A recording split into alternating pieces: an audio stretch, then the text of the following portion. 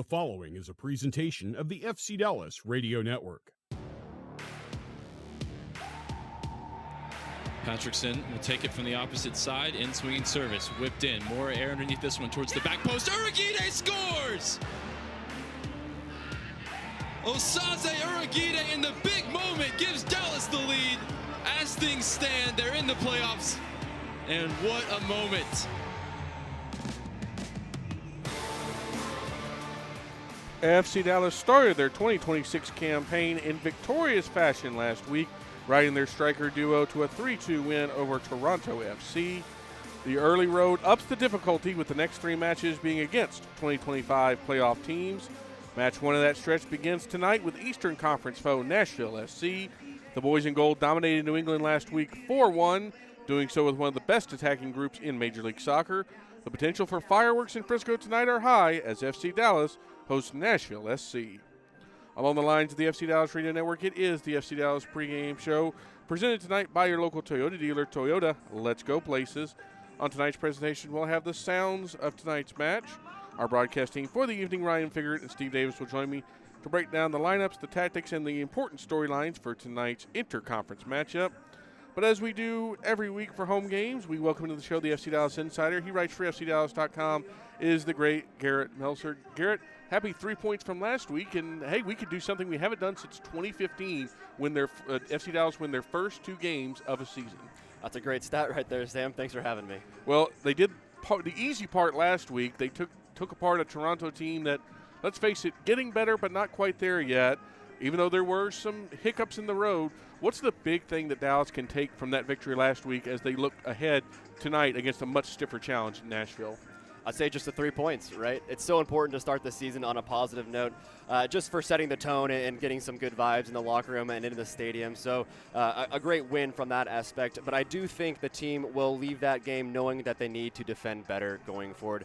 Conceding 2 goals, obviously not ideal, but really it was kind of the manner in which they happened. The back line was a little bit disorganized at times, which I chalk up a lot to just the lack of game time in their legs and some communication errors, perhaps just not having played a lot of minutes together in the last few months.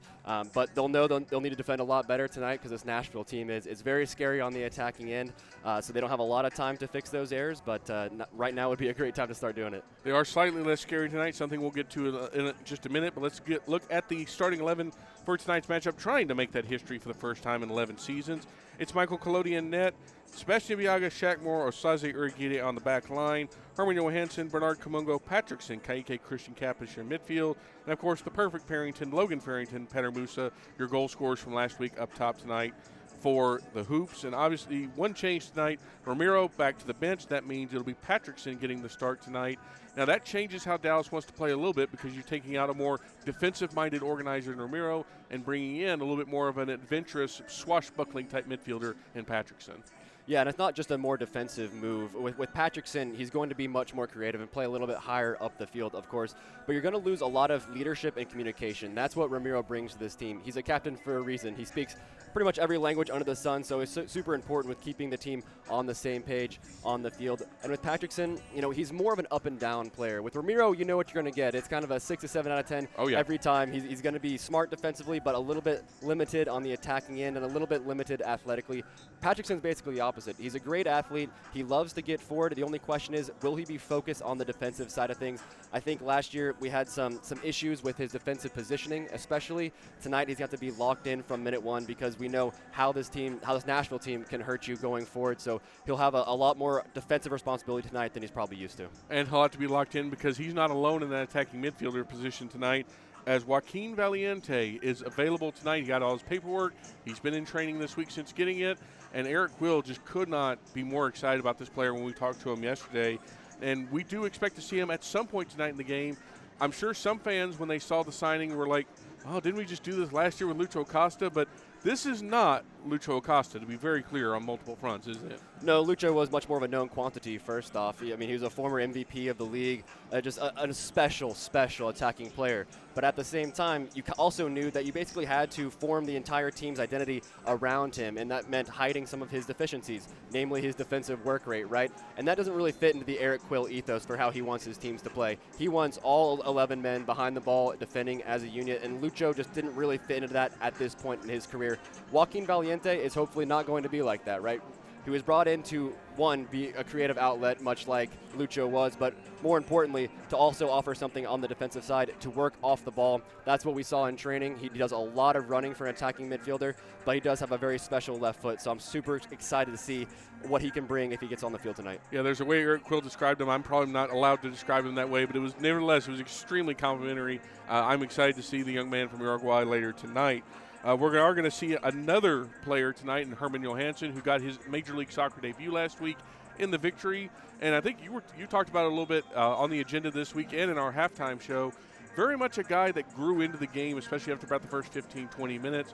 What do you think as we see now week 2 from Johansson that we can expect after seeing the growing pains from week 1? Well, we saw his penetrating runs forward off the ball and being that guy to stretch the back line. Neither of the forwards in this team are really runners in behind so much. They kind of want the ball to feet and crosses coming into them. So Herman Johansson can actually, even though he's nominally a defender, he can actually be that guy to make those long runs off the ball, look for those big switches of play, and stretch the back line of the opponent. The only thing he really needs to clean up from last game is to not get on the wrong side of the referee, right? He gave away a few cheap fouls in the attacking half, actually. Early on in the game against Toronto, and then basically the referee was on him all night, and any contact he made with a Toronto player was immediately called. I think he ended with 5 fouls, and some of those fouls were, a little harsh on him, I think, but it bailed out Toronto time and time again. So he's got to, find that fine line between being too physical and just physical enough to impose himself, because we know he's a big guy, he's very fast, very athletic, and so he wants to play on the edge with that kind of contact, but he just got to find that line to make sure he doesn't get on the wrong side of the referee again. Meanwhile, on the other side in that position, Bernie Kamungo back in the lineup tonight. And that's a guy that had a more defensive opportunity last week, but maybe didn't give the offense that his head coach wanted. And after seeing Dietzschen's performance off the bench last week in relief of Herman Johansson, that's a guy that, I'm not trying to say he's in danger, but I wasn't the one to say yesterday. His coach said as much yesterday. Yeah, it wasn't Bernie's best game, that's for sure. I think defensively he got caught out a little bit here and there. Not really in 1v1 defending so much, which we know is one of his strengths, but more so his positioning with passes going in between him and the left-sided center back. And so you can't have that, especially against this Nashville team. But I think more of the issues were actually on the attacking end. We know the wingbacks in this system are really asked to be ambitious and adding more to the attack. Too often last game, Bernard would get the ball, have runners beyond him, but he would hesitate. Instead of hitting that forward pass, he'd wait till he was closed down, then get the ball, turn back, recycle it. That's not what Eric Quill wants, and I'm sure he's told Bernie that he can't be doing that again, or otherwise his job might be in jeopardy. Yeah, Eric Quill not one to mince words with anybody in that regard. Before we talk about Nashville and specifically their offense, which is the headline, let's talk a little bit about the Dallas defense. 2 goals conceded last week against Toronto, and both goals kind of looked the same. You had guys pulled a little bit out of position. In a couple cases, a couple guys were a little too high. If you're Dallas tonight, just on your end, before you even consider the threat across from you, how do you patch those problems up? I think it has to do with communication, and we talked a little bit earlier about maybe just a lack of minutes between that back line. They played a lot together last year, but it's a long off season. In preseason, some players were in and out with injuries and whatnot, and they also didn't have the strongest opponents for a lot of preseason due to just some random scheduling and weather mishaps and whatnot. So I think a lot of it was just not having the time on the field together. But tonight they're going to have to be much more in communication and much more cohesive, because you can't have those gaps. If Toronto punished it, Nashville will too. Well, talking of Nashville, coming into tonight, they had one of, I think, the best non-Miami attacking trios in Sam Surridge, Hani Mukhtar, and Christian Espinosa. Dallas gets a break tonight, though. Sam Surridge not in the 20 due to illness. Apparently, the Nashville squad's dealing with a little bit of something. Seems like the whole Metroplex is dealing with a little bit of crud right now, your broadcaster here included. But, obviously that changes things considerably. Warren Madrigal will move up to start next to Hani Mukhtar. But not having to deal with the big Brit who had 23 goals last year is a huge let-off for FCD. It's very lucky from the FC Dallas perspective. Sam Surge is one of the best strikers in this league. 23 goals, like you said, and one of the Golden Boot favorites this year as well. Scored a brace last week, so we know he started the season in fine form. So Dallas is very lucky that he misses out on this one. I'm a little disappointed because I would have loved to see him play live, but I'm sure the back line is much more happy than I am. But at the same time, Hani Mukhtar, a former MVP of this league, he's a fantastic player as well. He'll play that position a little bit differently. He'll definitely drop into the midfield a little bit more, kind of as that false nine, try to dictate play and get on the ball more than Sam Surge would, and that presents a whole different host of issues for Dallas. They need to track him, but not track him too much. You know, you don't want those gaps to appear in the back line like they did last time out. So Sam Surge or not, Dallas is going to have their hands full with this Nashville attack. Well, if it's Warren Madrigal, hey, welcome to Lerno Saze Uragide here. That's about to be a real fun adventure for either him or Mukhtar tonight. That is Garrett Meltzer, who's always a fun adventure wherever you find him, which could be on FCDallas.com, all the various social media channels at Garrett Meltzer. And, of course, he'll be on our halftime coverage. And he's 1/3 of the FC Dallas Agenda, which you can hear every Wednesday, give or take during the season. We have that. Garrett, thank you so much. We'll talk to you at the half. Thanks for having me, Sam. When we return here on the FC Dallas pregame show, we'll bring you the sounds of tonight's match. You're listening to FC Dallas Soccer, presented by Toyota on the FC Dallas Radio Network. At Toyota, we don't just build trucks. We build something that's meant to last. That's why the 2026 Tundra is built to tough it out and to take it easy. Built to carry tradition and to make new ones. Built stronger, built louder, built here. The 2026 Toyota Tundra. Built in Texas, driven everywhere. Test drive at your local Toyota dealer or visit Toyota.com today. Toyota, let's go places. Feature availability differs based on trim. See Toyota.com for details. Want to hear something incredible? That's Eleanor. Just 10 hours after being born, Eleanor was airlifted to Children's Health and met by our expert team trained in cardiac and critical care. At 4 days old, she received a stent to help her heart pump blood to the rest of her body. And today, she's a happy, healthy 1-year-old. That's incredible. That's Children's Health. Incredible together. It's a moment when I show up, God, I'm saying wow. Welcome to the world of WinStar, the casino of FC Dallas, where 10,000 electronic games, plus roulette, craps, and blackjack is just the beginning. Get lost in our 2-story luxury spa, rest in one of our vast hotel towers, and catch the biggest names in music and comedy at the spectacular Lucas Oil Live, all just 1 hour north of DFW. So come live in the wow at the world of WinStar. God, I'm saying wow.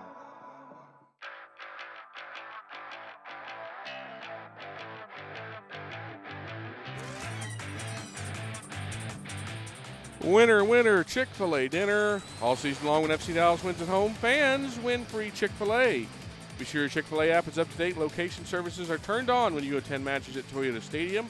After the team wins, before you leave your seats, open the app to redeem the Chick-fil-A offer. Welcome back to the FC Dallas pregame shows. We're getting you ready for FC Dallas versus Nashville SC, presented by Toyota. In our next segment, Ryan Figert and Steve Davis will join me to break down tonight's starting lineups, the tactics, everything you need to know about tonight's crucial contest against the boys in gold.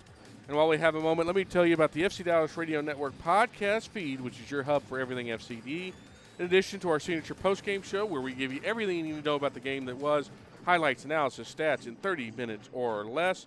We've got the FC Dallas Agenda, which you can hear every Wednesday, give or take, on the FC Dallas Network podcast feed. That's Ryan, that's Steve, that's Garrett, giving you analysis, previews, interviews, everything you need to know about your favorite FC Dallas club. And, of course, you'll hear from all the big names. We just had Shaq Moore on the podcast this past week, tonight's captain. Of course, Eric Quill's been there. Andre Zanata's been there. Pedro Musa, Logan Farrington. Anybody that's anybody has been on the FC Dallas Agenda at some point and will be again, more than likely. So how do you hear all this great content? I'm certainly glad you asked.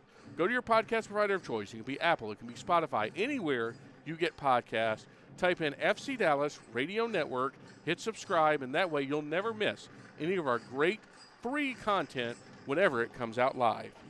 Now let's go ahead and bring you to the sounds of tonight's match, and they are from FC Dallas manager Eric Quill and center back Osaze Uragide.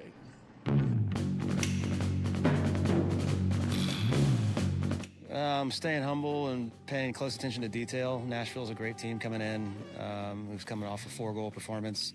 So we've got to really dial in our tactics and making sure that we're front-footed but also organized on every part of the field. Set pieces, transitions, mid-block defending, our pressing. You can't get disorganized against a team like this. They'll punish you. Organization always helps, and communication always helps being stingy to score against. So that's what we've been working on this week, is making sure our lines are nice and tight. We're not loose. We're not late getting to places. We got to read intention really well, know what they want to do, take away their strengths, just like every opponent.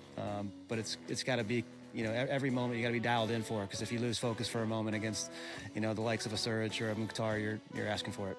Well, the energy was great the other night from our fans, and I expect the same to be here come Saturday night. That's the X factor, right?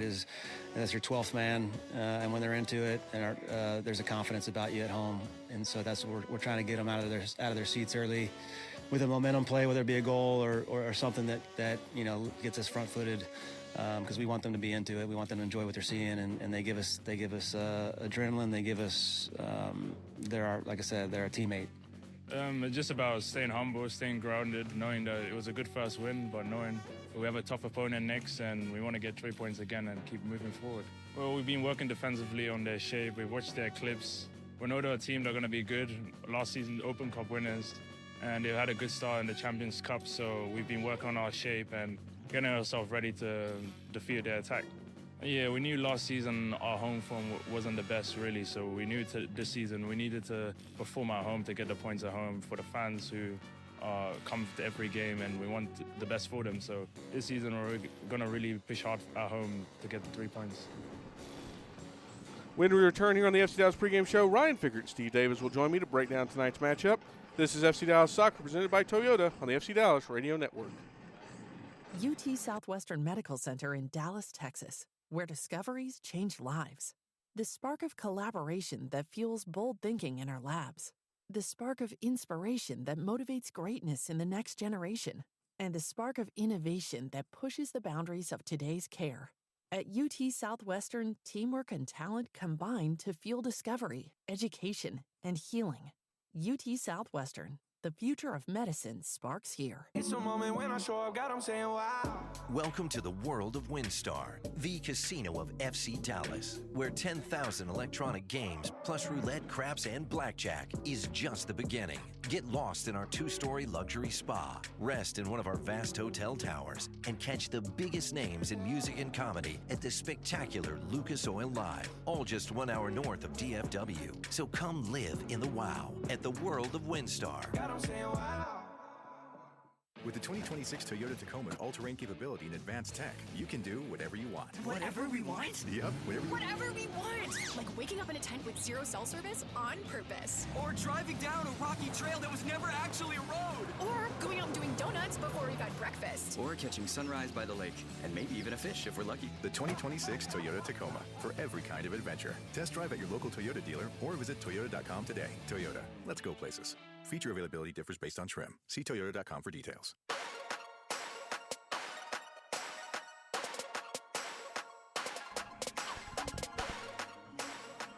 Welcome back to the FC Dallas pregame show presented by Toyota here on the FC Dallas Radio Network.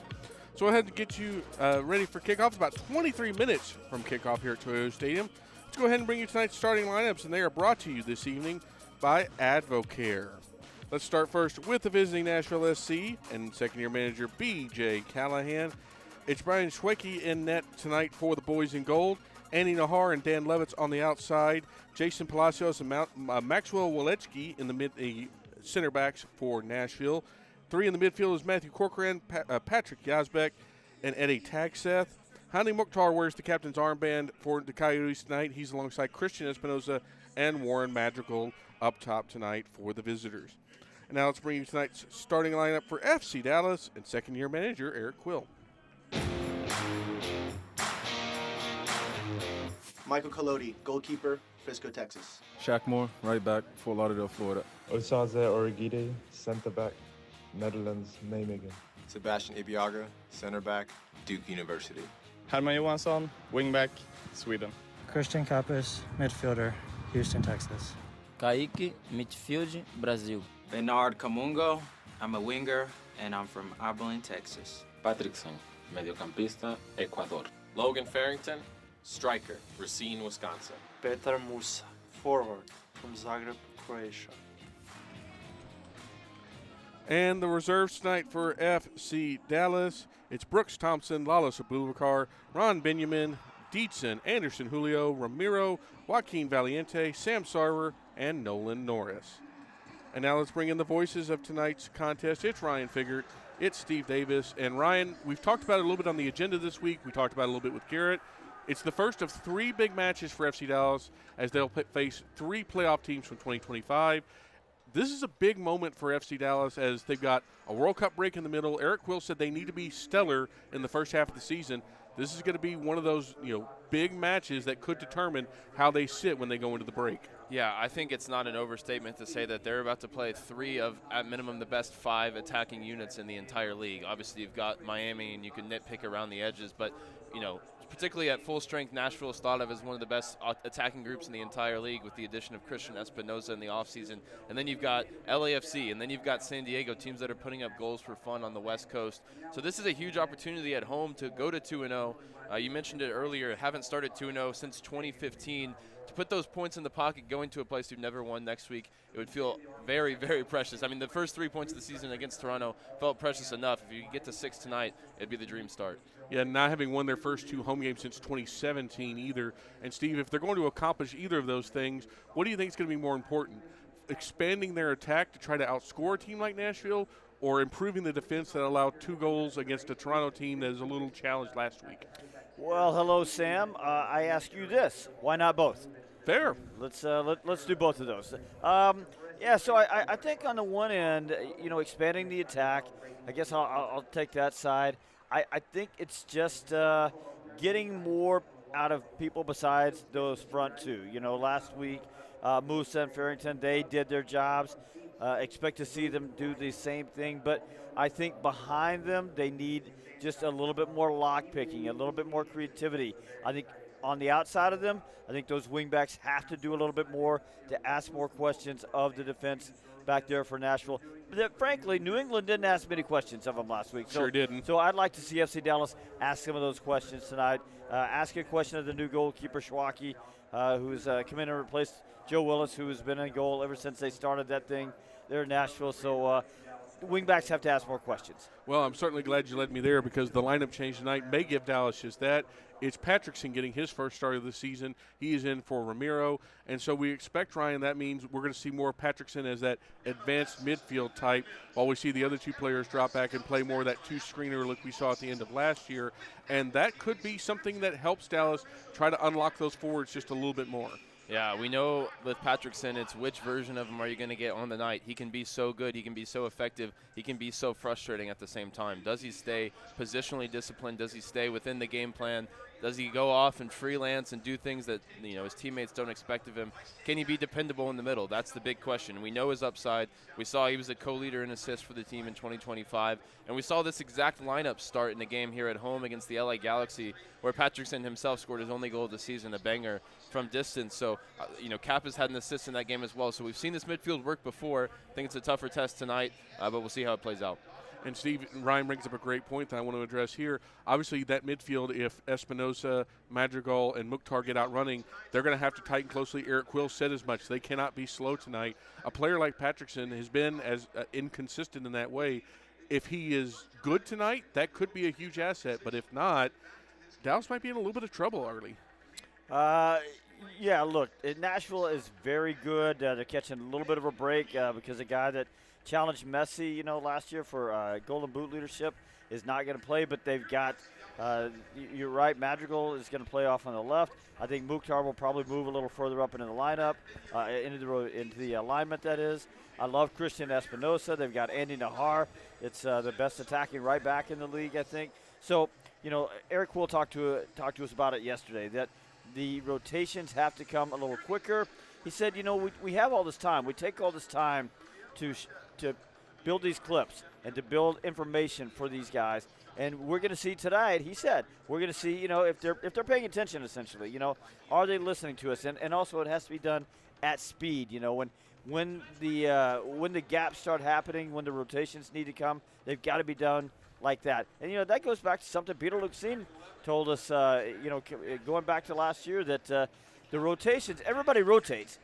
how quickly do you do it? How quickly do you recognize the moments that you have to do it? That's what matters. And, tonight it's not just Patrickson who we expect to see in that spot. New signing Joaquin Valiente is on the bench. He's expected to get some time. We don't know exactly how much. Andres Zanata said when they brought him in, he was training with his team in Ecuador. So he's got some level of fitness.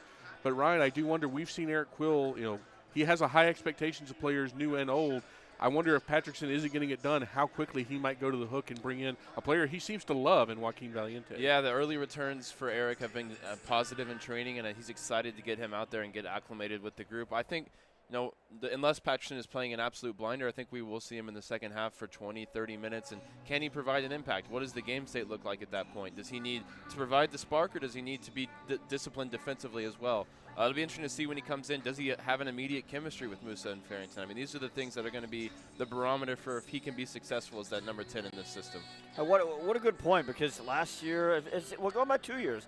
We talked about Jesus Ferreira, not developing chemistry with Musa. And then last year, Lucio Costa, not really developing chemistry with anybody. So it's a great point. Sometimes that stuff happens right away. Sometimes it takes time. Sometimes it doesn't happen at all. And we haven't seen a ton of him, but something that that makes me optimistic that he can do it is that he's never been a big goal and assist guy. I think he plays within the system very well, whatever the system is. He was playing as an inverted winger in Ecuador. Before that with Defensor in Uruguay, he was more of a number 10. I think he's disciplined enough to play within the game model and realize that, hey, Musa's the star of this team. I'm not going to upstage him, but can I form a partnership with him and get the best out of both of us? And defending that high-powered Nashville attack, Steve, we talked to Eric Quill about that a little bit yesterday, and he said something interesting in response to a question you asked. You talked about, hey, if Osaze's over here, who takes this? And he wasn't quick to talk about individual matchups. He was very much interested in how that whole back three, and in some cases back five, would react when they're on the attack. So what I said last week was that looked like a team in FC Dallas that was missing that last preseason game. If you think about it, they never really got challenged that often in the preseason. And I think it just sort of showed last week. So, again, it's about how fast you recognize situations. I think last week they got exposed a couple of times. Toronto beat them a couple of times, right? You get exposed 2 times against Nashville, they might beat you 3 times somehow. I don't even know how that math works, but they might do it anyway. So it's the front line, and they have to recognize FC Dallas defenders, midfielders have to recognize the moment that it's got to be sharper tonight. And 2 guys that are probably going to be critical to that as well are the 2 members of that back 5, Herman Johansson and Bernard Kamungo. And, Ryan, I think Herman Johansson really grew into last week's games, especially on the attacking end. Kamungo a little bit better on defense than he was offense, but that's something that they're both going to have to balance, especially Kamungo tonight if they want to have success against Nashville. Yeah, I think the big place to watch is the left side of the Dallas back line. It's Bernard Kamungo, and we think it's going to be Ibiaga on the left side, up against Espinosa, up against Nahar. Can they stay, locked in defensively? I'm not as concerned. I know Eric really wants Bernard to be, front foot, go forward with the ball. It's not if he comes away with a good defensive performance, it's job well done. On the other side, I think there's a big opportunity for Herman Johansson.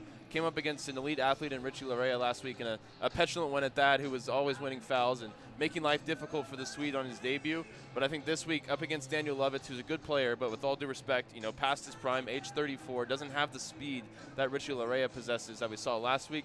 Can Johansson get in behind him early and often, stretch the back line for Nashville on their left side? I think he could provide a real outlet in the attack. Worth saying, by the way, that as we talk about how important it is to communicate and to move around defensively as a unit, don't have Ramiro in there tonight. That's going to be a problem because Ramiro, along with Kappas, those are the real communicators in midfield for Dallas, sort of gluing everything together, telling Kaike where to go, telling Patrick Delgado, helping him on defense. So see how that works out. The question is, has Kappas been practicing Portuguese, or has Kaike been practicing English? And can they find a way to communicate on the field? For what it's worth, I did see Kaike, Ramiro, and Pedro Musa having a conversation yesterday, and I heard 3 different languages. 2 of those were indeed Portuguese and English. So hopefully so. And speaking of Musa and his pal Logan Farrington, we've talked a lot about the Nashville attack already. Hey, those guys are no slouch either. All 3 goals last week for FC Dallas. And, Steve, maybe the answer to some of this is, if you get an early goal or 2 on FC Dallas' side, that's going to change potentially how Nashville has to play because they're going to be chasing instead of leading. Yeah, Nashville is a team, though, that they're comfortable playing a lot of different ways. They're comfortable if they want to. If you want to sit back a little bit, they can build out of the back. They can do that. You want to press them, they can play over you. So I don't know that has much to do with that. I saw that on your run sheet. when you talk about early goals, I'll just take goals tonight, okay? Just score more than they do, and of course it always helps when you get an early goal. But Nashville's got plenty of firepower. They can get right back in it. Yeah, going back to last season, 16 games since they've come back from behind to win a game. That's an impressive stat, nevertheless. And, Michael Collodi gets his second start of the year tonight, Ryan. And we saw him at times when the lights got a little bit bright and Dallas needed him, he could put on his Superman cape and hop out of his phone booth. If he wanted to do that again tonight, it might not be the worst idea, even if the Dallas defense is having an improved effort. Yeah, I think, the fact that Surge isn't in there means Nashville's not going to send as many crosses into the box, where we know that's Collodi at his best is coming to claim crosses. So it's going to be, I think, more about can he time the runs out off his line when the ball gets in behind the Dallas back line. Does he make the right decisions, come out and act as that sweeper keeper? We saw him do it a couple times last week. I think that's the question that's going to be asked of him tonight, rather than can he deal with the aerial bombardment of crosses into the box. Nahar will whip a few into the box, don't get me wrong, but I don't think it will be as much as if they had Surge up top. Steve, I'm curious, this is a little wish casting, but if Dallas gets in the second half either tied or maybe trying to chase the lead, Ryan brought up, you've got Daniel Lovitz at 32 and Nandy Nahar at 34. That's a little bit of an older group back there. Dallas has some speed off the bench tonight. Sam Sarver is there. Anderson Julio is there. Eric Quill has some tools in his tool belt that might benefit him in this way. You don't want to be down at those points, but if they are, there's some options there for Dallas. Yeah, for sure. I mean, we're talking about Lovitz back there. I will say that, experience counts in those situations too.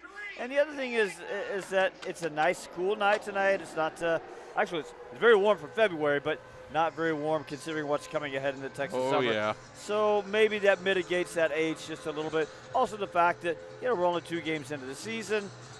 They haven't got that wear and tear you start to develop during the summer, then certainly later in the summer and fall. So I'm not sure that's a huge factor tonight, but speed never hurts, to your point. Yeah, we know, and the name you didn't mention that actually came into the game last week was Dietzen. That's right. He had the fastest sprint speed of anybody on the team, so he's definitely starting to make an impact off the bench tonight. Yeah, for those keeping track, 35.4 from Larea last week. That was to lead the game. 34 even from Dietzen on that big outfield run that he made almost immediately after coming in.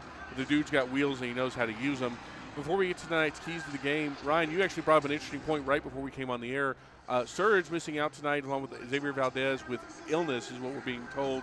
And we've heard just from voices around that may be something Nashville's dealing with. That could be a hidden edge for Dallas as well, because how many guys are out there? Maybe they feel 70, 80%. But in MLS, that can be the difference between between a win and a loss. Yeah, it can be the difference either way. We've seen Michael Jordan, we've seen Dirk Nowitzki perform at their best when they're under the weather. But the fact that they're missing Surge and there's a potential that other guys in that locker room are dealing with illness means that Dallas has to come out and, as Eric would say, get on their necks immediately, put the pressure on them, score early, and make them feel that, make them feel the heaviness in their lungs, as opposed to letting them get through the first 20 minutes unscathed, build up some confidence, and then feel like they're playing at home. It's got to be a fortress tonight. If I see anybody taunting them with coughing, I'm going to come down there and hit you. I'm just going to go ahead and say it. Don't give them any motivation. But one thing we are going to give you is our keys to the game. They are presented by Toyota, and they're also presented by Steve Davis. Thank you, Sam.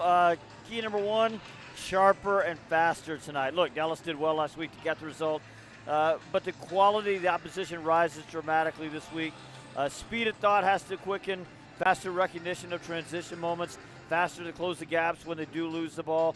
The quicker rotations have to happen defensively because you get gappy against the quality of attackers Nashville has. Even without Surge, you're going to get punished. Number 2, those wingbacks have to be aggressive tonight. Strikers got it done last week. Moose and Farrington were large and in charge all night. But the wingbacks, Herman Johansson, it was his MLS debut. I thought he did fine, but I think we're going to see more of him going forward. Burnicke Mungo, he was just too passive. He just cannot pass up moments to attack isolated defenders and generally just ask more questions of Nashville's back line. Number 3, subs changing the game. I thought Dietzen changed the game last week when he came in, just made the more aggressive mentality. Look for him to get into the wing at some point, and then I think we'll see the debut, as we talked about, of Joaquin Valiente. So plenty of opportunities for FC Dallas to change the game off the bench. That's critical. Those are your keys, presented by Toyota. Thank you, Steve Davis. It's a huge night here in Frisco. Dallas wearing their Inferno kit this evening for the first time in 2026. Nashville in their gold and black on tonight as they visit Toyota Stadium. That's going to do it for the pregame show. Before we take you to break and get you ready for the first half kickoff, let's go ahead and throw it to our PA announcer, Chris Bucambuso, for the national anthem. Service, Toyota hero of the match, Lieutenant Colonel retired Arthur McGrew III.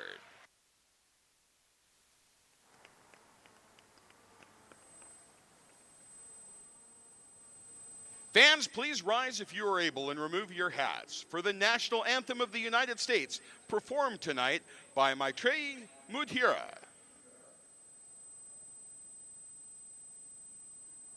Oh, say, can you see by the dawn's early light what so proudly we hail at the twilight's last gleaming, whose broad stripes and bright stars through the perilous fight o'er the ramparts we watched were so gallantly streaming, and the rocket's red glare, the bombs bursting in air, gave proof through the night that our flag was still there. Oh, say does that star-spangled banner yet wave o'er the land of the free and the home of the brave? At Toyota, we don't just build trucks. We build something that's meant to last. That's why the 2026 Tundra is built to tough it out and to take it easy. Built to carry tradition and to make new ones. Built stronger, built louder, built here. The 2026 Toyota Tundra. Built in Texas, driven everywhere.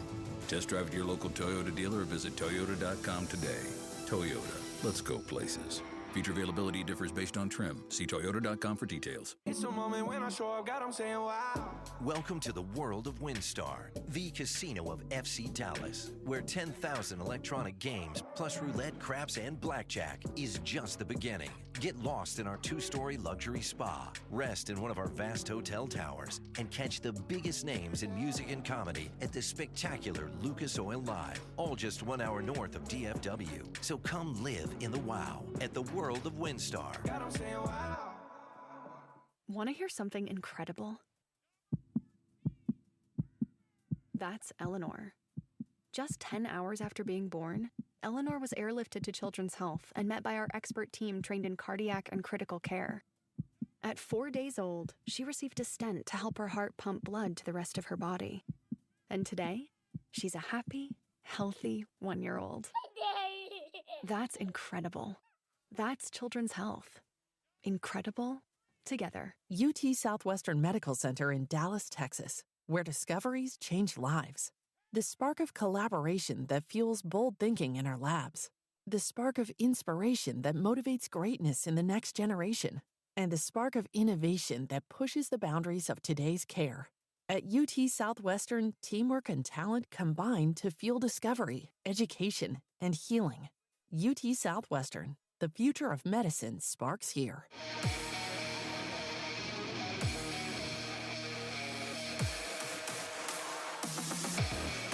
We welcome you back to Toyota Stadium tonight, where both FC Dallas and Nashville SC are looking to build off the momentum of a big win in Week 1. This one was billed as a gunslinger showdown between Sam Surridge and Petar Musa, two of the league's top scorers in 2025. But Surridge has been forced out with an illness, giving Petar Musa a golden opportunity to once again take center stage here in front of the Frisco faithful. I'm Ryan Figert here, joined in the booth, as always, by Steve Davis. And Steve, both of these teams, as I mentioned, riding the high of a big win in Week 1, making just one change to the lineup, although the change on the Nashville side is a big one. Surridge misses out. That is a big one, and it helps FC Dallas a little bit, but they have plenty of cover. And FC Dallas has plenty of strikers up there themselves. Well, they'll have to keep an eye on Hani Mukhtar, who looks like he'll play as the striker today. The former MLS MVP in 2022 wears the captain's armband for Nashville SC. It's Shaq Moore, the former Nashville man, now wearing the captain's armband for FC Dallas. He was named vice captain this season. He wears it in place of Ramiro, who keeps his place in the squad but starts tonight on the bench. The referee tonight, Sergi Boyko, awaiting the go-ahead to get us underway in week 2 of MLS action in Frisco. Dallas looking to go 2-0 to start a season for the first time since 2015. And you can see those referees' uniforms from the tollway. Bright orange for the referees, bright gold for Nashville. Dallas in their muted light gray with red accents moving from right to left here in the first half. Michael Collodi in all black down to our right. Brian Schwacke in a peach-colored uniform in goal down to our left.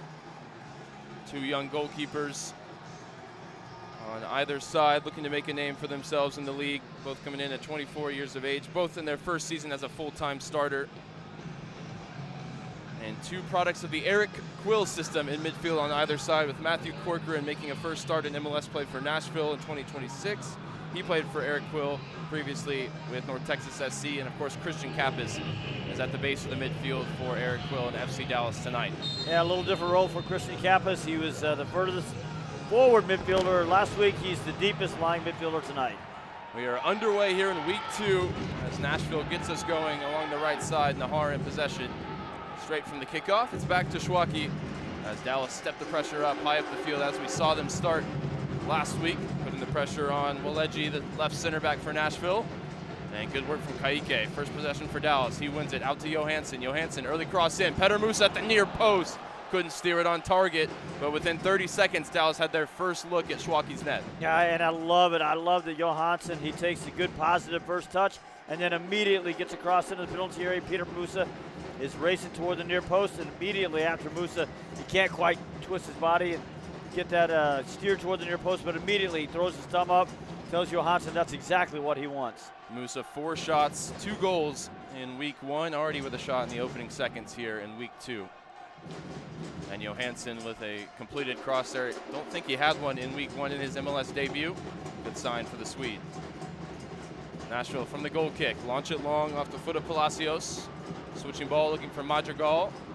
And does eventually break for the Costa Rican, fresh off a goal and 2 assists in his MLS debut last week.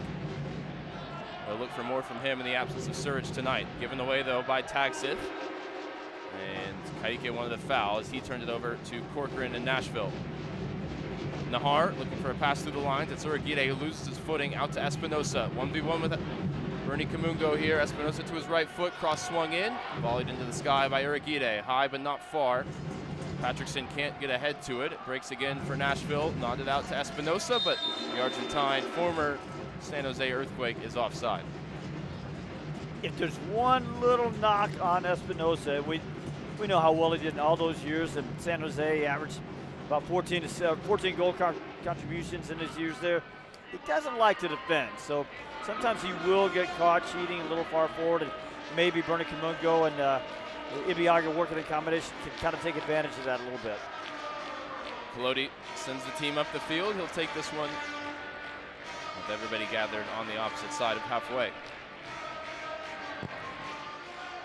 Down the line towards the corner flag on the left. Musa challenging forward. It's nodded out of play by Palacios. More clapping from the Moose for the service from Michael Collodi.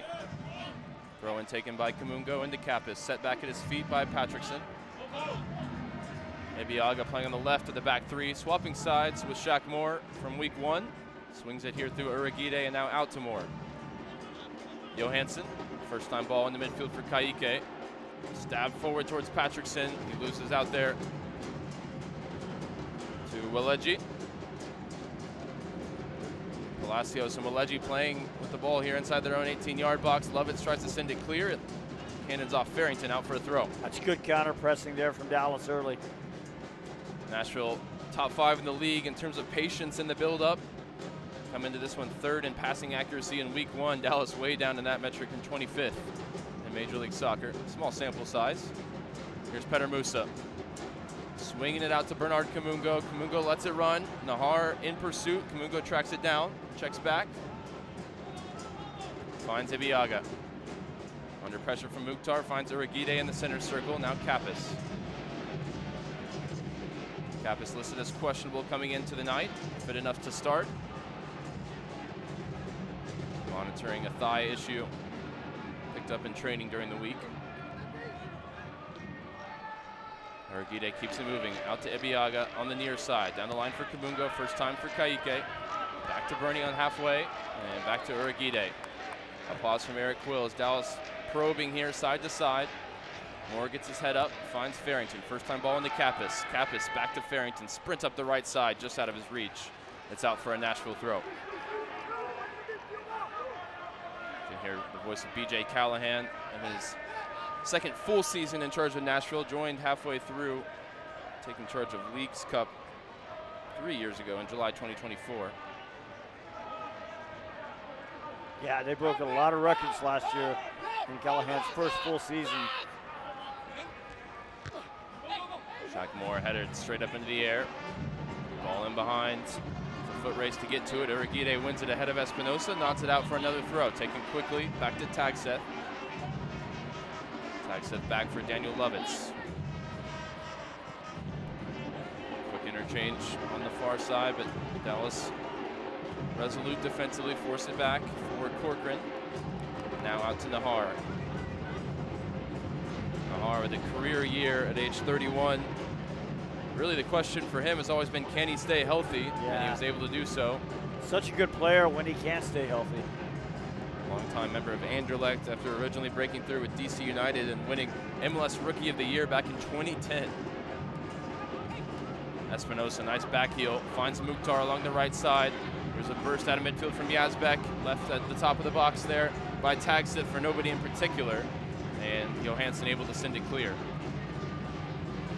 Mukhtar's at false nine. You just never really know where he's going to pop up.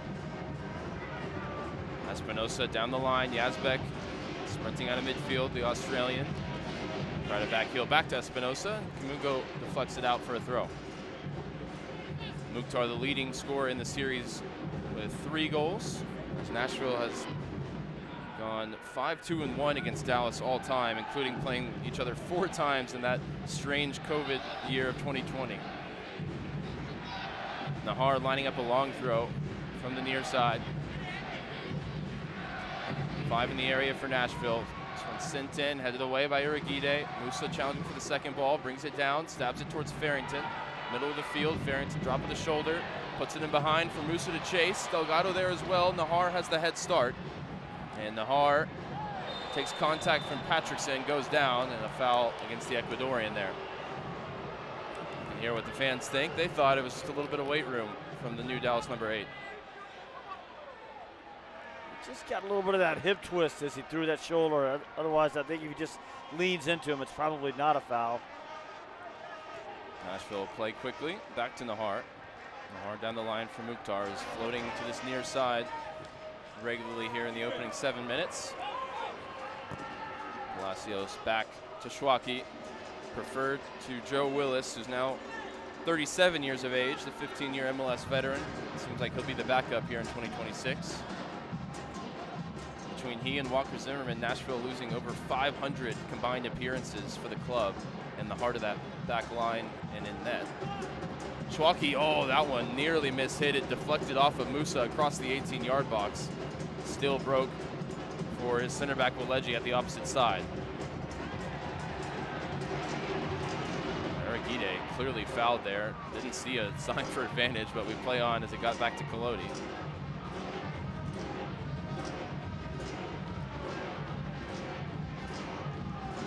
Uragide walks it up. Mukhtar 10 yards away. Swings it over to Ibiaga. Quickly to Kamungo. And to Kappas. Farrington makes a run down the line. Kappas drop of the shoulder past Nahar. Switching ball all the way across the floor for Johansson. Shackmore goes on the overlap. An aggressive stance here from the right center back. Receives it from Johansson. Back to Kaike. Kaike will check back for Uragide. Kaike through the lines. Finds Patrickson. Kappas wide for Kamungo. Numbers in the 18 here. Kamungo low cross sent in. Defended by Corcoran, out for a throw on the near side. Not the best cross from Kamungo, but that's what Eric Will wants. He was decisive. He was aggressive. you're going to fail, fail aggressively. Second ball on the field here, so Patterson's going to have to retrieve it before Bernard can take the throw. And he does. Into Patrickson. Set back for Kamungo. Ebiaga swinging it through Kaike here.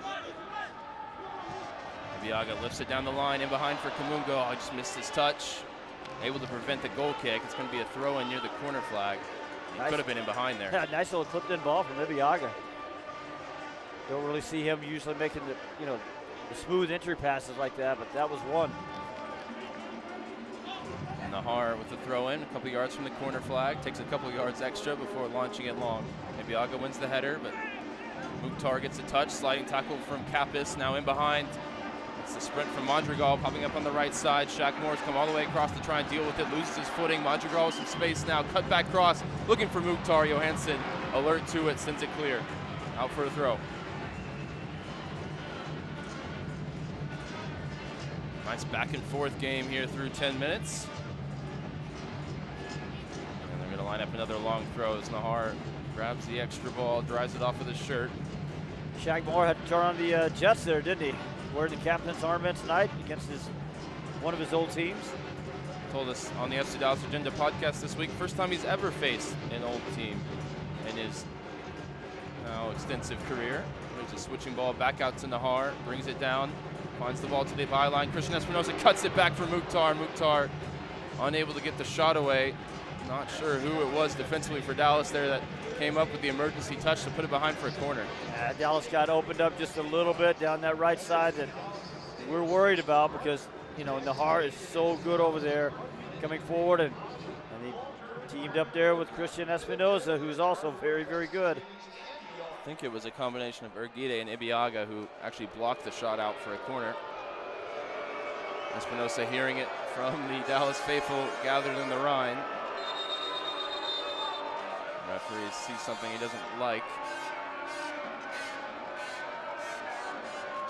Conversation with Urguide, who we know is always at the heart of these confrontations in the 18. Professional instigator he is. Long talking to. That is. Just Urguide, nobody on the Nashville side really. And Urguide's got to be careful here because he knows Boyko is watching him. Espinosa whips this one into the 6-yard box. It breaks from Mukhtar. He gets it straight up in the air. And Colodi wasn't sure. He got a touch, and it's going to be another corner kick coming for Espinosa. Somebody's got to find number 10 in goal. Popping up a little too frequently, a little too freely inside the 18.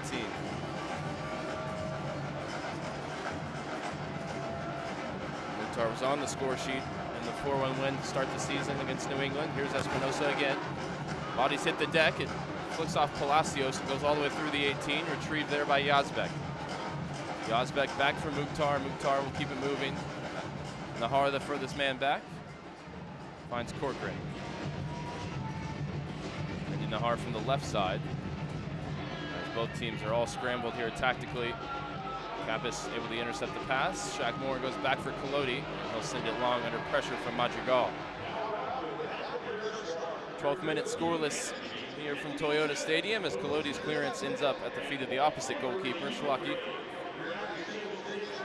Corcoran will walk it forward.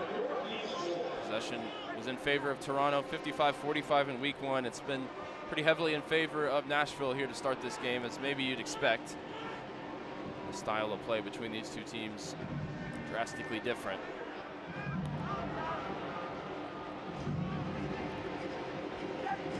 Lusa with the opening shot in the game 30 seconds in. Since then, Nashville with the better of the chances. Schwacke goes long, looking for Espinosa. I think he might be offside here. Eric Quill appealing for it. Flag doesn't go up. It breaks for Nashville and Corcoran in the middle. Here's Madrigal, Costa Rican. Dribbles at Johansson. Allowed to advance. There's Mukhtar. Back for Matthew Corcoran.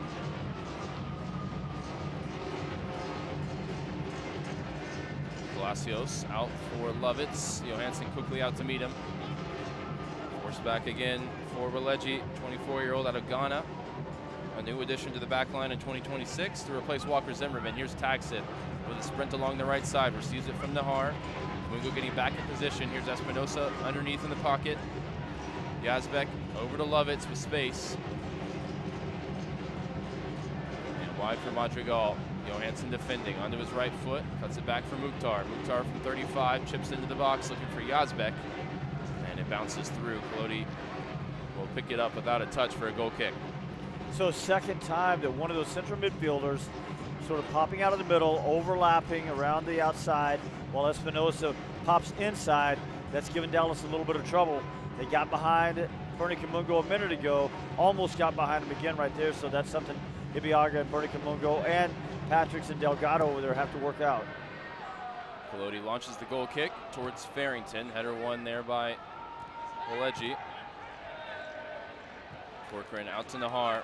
Patrickson with the sprint to close him down on the halfway line. Espinosa chased back by Kamungo. And Corcoran and Nahar not on the same page, although you can hear BJ Callahan happy with the attempt from the 20-year-old former Dallas Academy man.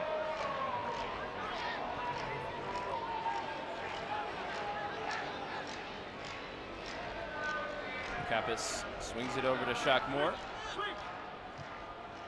And back for Osaze Iragide. An assist to open the season. An opening goal for Petar Musa last week.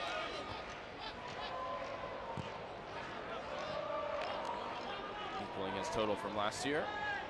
The first opportunity. There he is on the ball once again. Swings it over to Ibiaga. Kamungo back to Ibiaga. Will wanting more movement from the front two. Haven't called Farrington's name very often here through 15 minutes. Here's a chance for him between the lines. Heavy touch. Turns it over to Waleji. He's immediately on the case of the Nashville center back, forcing him backwards. Down the line. Nice work from Johansson. Drop of the shoulder from Farrington. He's got a throw. Taken quickly. Kaike, corner of the 18. Lifted into the feet of Musa. Back heel for Farrington is a good one, but it's a heavy touch for Logan. Sent clear and out for a Dallas throw. That was clever from Petar Musa. Little back heel out of the air. And you're right, it just popped up on Farrington. He really didn't have much of a chance to bring it down. Throw in, taken back to Urquide, and now Ibiaga middle of the field. Ibiaga gives it away, and there's a chance on the break now for Nashville. Mukhtar with Kappas on the wrong side, puts it in behind for Madrigal. 2 against 3. Here's the Costa Rican corner of the 18. Urquide defending, shot taken, and gobbled up by Kolodi right at him. And a let off there for Ibiaga. Made the mistake in a bad situation. Yeah, he did. First real threat on goal for either team today. And giveaway from Kaike, putting too much pace on that one. And it'll be a throw in just on the edge of long throw range for Andy Nahar. You can see that the game is just quicker than what we saw last week. You know, Nashville's just so much better organized that they're on you quicker, and Dallas is giving them a little bit of problems right now with their passing. Daniel Lovitz in possession for Nashville. Turns back for Maxwell Waleji. Corcoran splitting the center backs. Waleji heavy touch with Musa nearby. Musa interested but couldn't get a piece of the ball. And Nashville play it out the other side. Nahar. Out to Espinosa. That one just runs out of play. And the new Nashville number 7. It'll be a Dallas throw.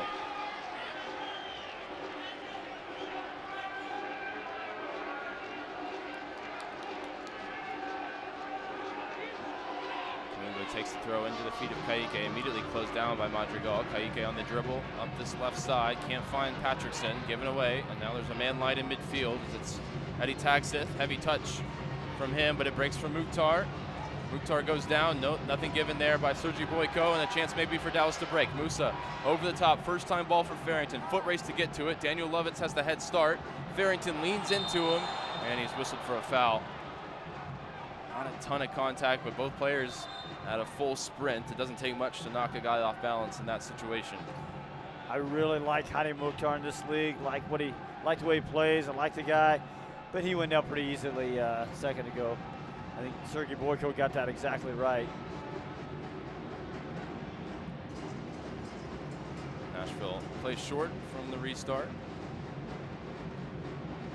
Nahar has really been the cheat code in terms of breaking the salary cap. They're getting an all-star level right back at a low, low number.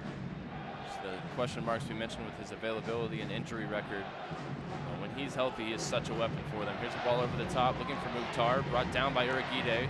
Some nice composure there from Osaze. Turns and finds Kamungo. Kamungo with Espinosa now on his case, goes back to Kolodi. Kolodi gets it out to Shackmore quickly. Shackmore in the midfield, all kinds of time and room here for Kaike to navigate. Lifts the ball out to Kamungo, who's making his way forward from left wing back. Returns it to Kaike. Again, time and space for him in the middle. Finds Farrington. Kappas on the turn. Out to Johansson. Back for Shackmore. Shackmore. Early cross sent in. Looking for Petter Musa. Headed away by Waleji. And volley clear by Yazbek. Foot race to get to it. Shackmore has the head start. And he's able to retrieve it with Madrigal nearby. Back for Kolodi. Nice spell of Dallas possession here. We'll see if they can turn it into any opportunities. Had that early look from Petter Musa at the near post, about the only thing they've had in any way of threat to Nashville's goal. Ericlo trying to orchestrate something between Patrickson and Kamungo. Didn't come off. They'll switch it to the other side. Uragide now looking for Patrickson. Banging bodies with Nahar, it bounces through. Andy Nahar puts his center backs in a tough position here. Farrington's picked it off. Here's Logan Farrington, top of the box. Again, loose with the touch. Breaks for Kaike now, 25 yards out, dead center. Kappas on the turn, out to Johansson. Runners waiting at the back post. Johansson's cross headed up into the air by Nahar, set down by Kamungo for Musa. Musa inside the area, cuts back, finds Bernie again. Bernie onto his right foot, looking for Musa, put it behind him. And the attack breaks down. That might have been one pass too many. Bernie Kamungo didn't have a good angle, but I think he just got to let it rip from there. Nashville playing through the Dallas pressure. And they get out here in the 20th minute. Waleji walks it forward. Kamungo had that ball at about a couple of yards outside of that goal area, extended.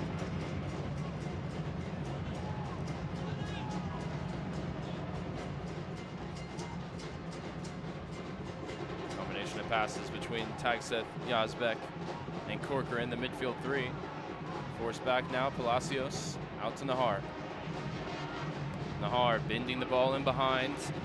Looking for Mukhtar, header won by Uragide. Out of play.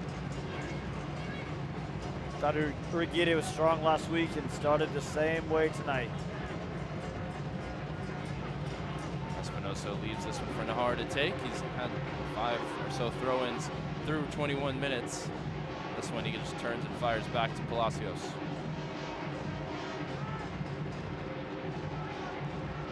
Palacios on the halfway line. Out to Nahar.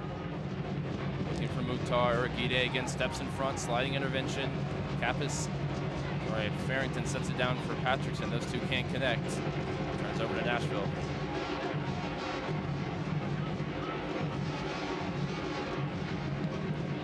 Palacios all the way back to Schwaki.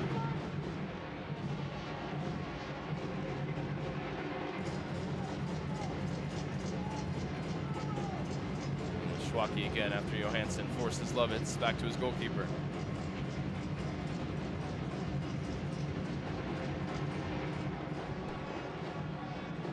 Cat and mouse game here as Schwaki walks it out of the 18-yard box, inviting the Dallas pressure. Lifts it out to Nahar. Right back receives it, now bends it in behind, looking for Espinosa. Espinosa receives it to feet. Now into Yazbek, first time ball in behind. Madrigal popping up on the right side. Uragide all the way across to defend. Gets a piece of the ball and enough to get it away from the Costa Rican. Kamungo sends it down the line. Patrickson moves it out to Corcoran. And Nahar now can drive forward unopposed, puts it in behind Uragide, another intervention. Out for another throw. That's been the real pattern of the game so far. Well, they're definitely attacking this right side, attacking their right side, Dallas's defensive left side. Looked at the phases of play and which side they attack on generally. It's almost 50% down the right. This isn't necessarily something unique from Nashville. Nahar lifting this one into the box from the throw. Nice header won by Uragide, volleyed clear by Patrickson. Yeah, well, when you got Espinosa and Nahar attacking that side, you can see why they would do it. Ball over the top, looking for Palacios, who stayed forward. Kamungo gets a body in the way, and the offside flag was up anyway.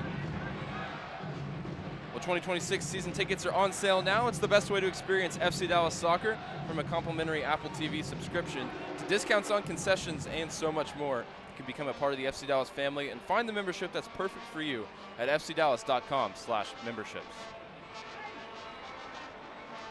Dallas backline walks it up here. So when Dallas defends, it's 5 in the back, then 3 across. Delgado drops in. Then when they let you take this here. Given away by Kamungo. Nashville looking to counter quickly. It's down the line for Corcoran, who's the furthest forward of the midfield 3. Into Mukhtar. Kappas got a piece of an important piece, but it breaks for Taxit. Taxit through the lines. Madrigal. Madrigal goes down, looking for the foul all the way there. Referee saw right through it. The clearance lands back at a golden uniform. Nashville remaining in possession. Nice work there from Musa. Picks the pocket of Yazvik. Musa gets his head up. Spots Johansson on the far side. Diagonal ball in behind. Herman Johansson looking to get to it. And the header back from Lovitz is a risky one. Schwacke had to dive to make the claim. Love the run from Johansson. Love the pick out from Peter Musa. I mean, what smooth feet he had over there to dribble out of a little bit of trouble and then get his head up and ping about a 50-yard ball right into the path of Johansson. Saw it work for Logan Farrington's goal in the opening night last week. Something similar there. At the very least, asking questions of Daniel Lovitz. Corcoran in the middle. Gets it out to Espinosa. And keep it in play, he does. Ibiaga closes down. Uragide, some nice work in the middle to leave it for Shackmore to send it clear. And Farrington's gone down, limping away from the play. The cross sent in by Espinosa, deflects kindly for Collodi. And as Farrington is still a little bit hobbled, Collodi will hold on to this one.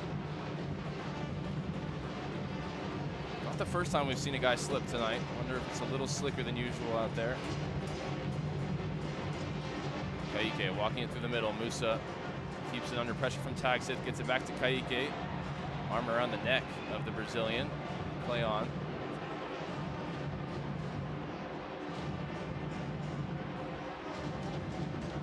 Ibiaga into the feet of Patrickson, back to him.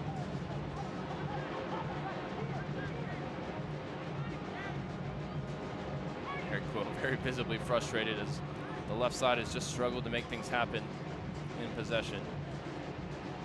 Musa lifts it out to Johansson, and has had a little bit more joy on the right. Shackmore again goes on the overlap. Back for Kaike.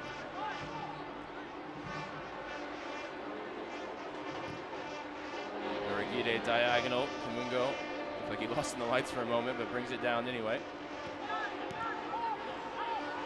Madrigal playing a lot freer of a role than we saw last week when he was a more traditional left-sided player. He's put the pressure on there. Here's the diagonal from Moore over the top. Farrington challenging for it. Palacios wins the header. Nashville working out of the trouble, and they've got numbers in this attack. Espinosa down the line for Madrigal. Uragide, just a human eraser. Cuts off the passing lane and easily gets it back to Collodi. Yeah, but he doesn't even get out of second gear to do it. He read the play. It just looks very casual because he knows he can assess the other player's speed, and he knows he doesn't have to get out of second gear to get the body position there and just win that ball easily. Uragide out to Moore. And wide for Johansson on the halfway line. Bending ball over the top, looking for the run of Farrington. Lovitz again, this time with the back of his head, gets it back to his goalkeeper. Talked about the age versus experience continuum with Lovitz and Nahar, and so far that experience has played well for Nashville. Corcoran tries the first time ball over the top. Uragide has about his 50th defensive contribution in this opening 30 minutes as he picks off the pass. Kappas into the feet of Musa. Musa given some time here in the left channel. Under pressure, turns, finds the feet of Patrickson. Patrickson looking to turn. Palacios goes down. Definitely could have seen a foul given there, but the referee setting a high standard for contact tonight. Dallas bench not best pleased with that lack of decision. Well, there was a decision. I suppose there was. This wasn't the one the Dallas bench wanted. Nahar receives it in the defensive half for Nashville. Turns and finds Waleji. Waleji can walk it forward. Aspect back for Corcoran. Kaike interested on in the loose touch and does win possession back for Dallas. And Corcoran riding him for about 5 yards there before he finally goes down and the whistle does sound for a foul. So the reason that Herman Johansson over there is having a little bit more joy, as you said a second ago, so Delgado's defensive position starts on the left. As I said a minute ago, when they defend, it's out of a 5 and then 3 in front of them. Delgado has to drop into the left, and he's been a little slow then to move into the middle, and it's a tough ask. But he starts left. That means there's just more players over there drawing, gravity-wise, drawing everybody in. And the space is out on the right where they can hit that switch. Nice ball from Uriguide, slips it through for Kappas, who can drive here through the middle of the field. Over to Patrickson Delgado. Delgado, bending ball, looking for Musa at the back post. Lovitz wins the header, sets it down for Tagsit, who sends it clear. Kaike retrieves it. Gets it across for Ibiaga. Wide for Kamungo, back for Patrickson. Patrickson into Kaike in the middle. Has to clean up the first touch, goes back for Ibiaga. Played a half hour now. Still scoreless between Dallas and Nashville. Kaike receives on the turn, finds Kappas. Stabbed towards Musa, picked off there by Palacios, hits his own man. Now Musa looking for Farrington. Breaks for Herman Johansson, targets to aim at. Shaq Moore on the overlap. Here's Shaq Moore against his former club. Drop of the shoulder, chips it in towards the back post, looking for Delgado. Espinosa back doing the defensive work. Looks like he's going to concede a corner, maybe, as Patrickson has to do some work to shield it all the way over the line. That connection between Musa and Farrington, inches away from breaking for a shot for Farrington inside the box. Now Patrickson Delgado just hasn't got into this match defensively, but he's on the corner kick duty now. We know he hits a good dead ball. It's going to be an in-swinger with the right arm raised for the Ecuadorian. Kappas feigns going short. It's whipped in right on top of Schwacke. He gets two hands to it, but not a convincing touch. Looks like this one's going to spin out for, hit the flag on the other side and went out for a Dallas throw. Unlucky break there. Could have had another corner kick opportunity. Instead, it'll be a long throw opportunity.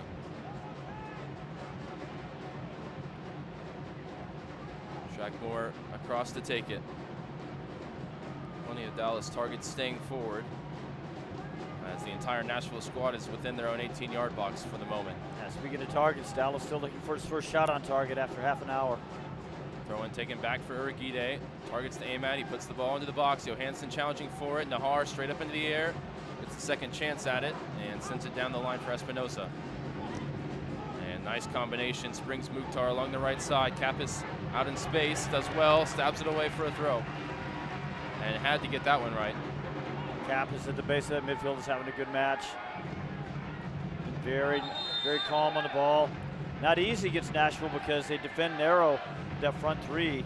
So, he's crowded in there, but he's managing to move that ball into the midfield on most occasions. Nahar waved back by Boyko for the position to take this throw. Goes back for Palacios. Out to Lovitz. On the far side, Lovitz has his head up. Checks it back for Waleji. Cross for Nahar. Nahar down the line for Espinosa. Espinosa puts that one right into the chest of Pedro Musa. Breaks for Farrington. Farrington able to get turned here along the left side. It's really just the two Dallas strikers in the attack, and they can't combine this time. Waleji picks off the pass. Farrington's struggling just a little bit tonight. A couple of times he hasn't really even challenged for balls that he usually would. I wonder if he's... He doesn't look like he's moving. No, he doesn't, does he? You remember down here right in front of Dallas' bench a while ago, he had a little coming together. He was upset he didn't get a foul called, and I wonder if he's still feeling that. There are plenty of attacking options for Eric Kuhl on the bench, but that would be a real concern. Farrington off of a fantastic goal and an assist performance in week 1. Hasn't looked at his sharpest so far through a half hour tonight.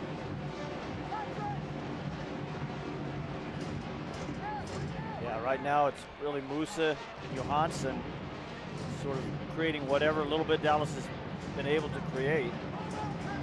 Palacios out to Nahar, closed down by Patrickson, finds the Ozbek in the middle. Corcoran back to Schwacke. Schwacke out to Lovitz. Dallas shift across the field. The Ozbeks found some space in the middle. He receives it here on the turn. Ibiaga's chased him all the way into midfield. He's out of position now as Nashville working down the right side. Kamungo gambled there, got it wrong. Espinosa now bearing down on goal. Espinosa against Urquide. Urquide just gets his body in the way and wins the foul from the MLS All-Star winger. That's All-Star caliber on both sides right there. A little bit more All-Star caliber on Urquide's side for me.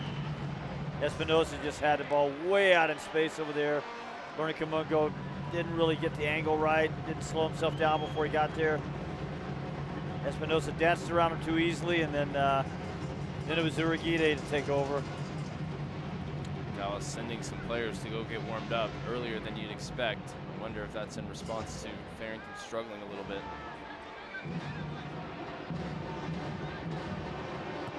Colodi sends it long from the restart. Farrington brings it down. Nice first touch from him. Kamungo and Kappas can't connect. Last touch was out off of Nashville for a Dallas throw. Amongst the substitutes tonight, a new name, Joaquin Valiente. Uruguay, set to potentially make his FC Dallas debut at some point in this match proceedings. Here's a header out towards Herman Johansson. Gets there first, ahead of Taxit. Back for Shackmore, back for Urquide, into Kaike. Kaike waving Ibiaga forward. Ibiaga gonna switch it across to Moore once again. Nice little reverse pass a minute ago from Urquide. Dallas was sort of going the wrong way, and I thought he was gonna have to go back to his keeper, and then he turned his hips and got the pass right. Just about able to keep it in play. It's Kamungo on the switch from Urquide. Ibiaga switches it back to Shackmore.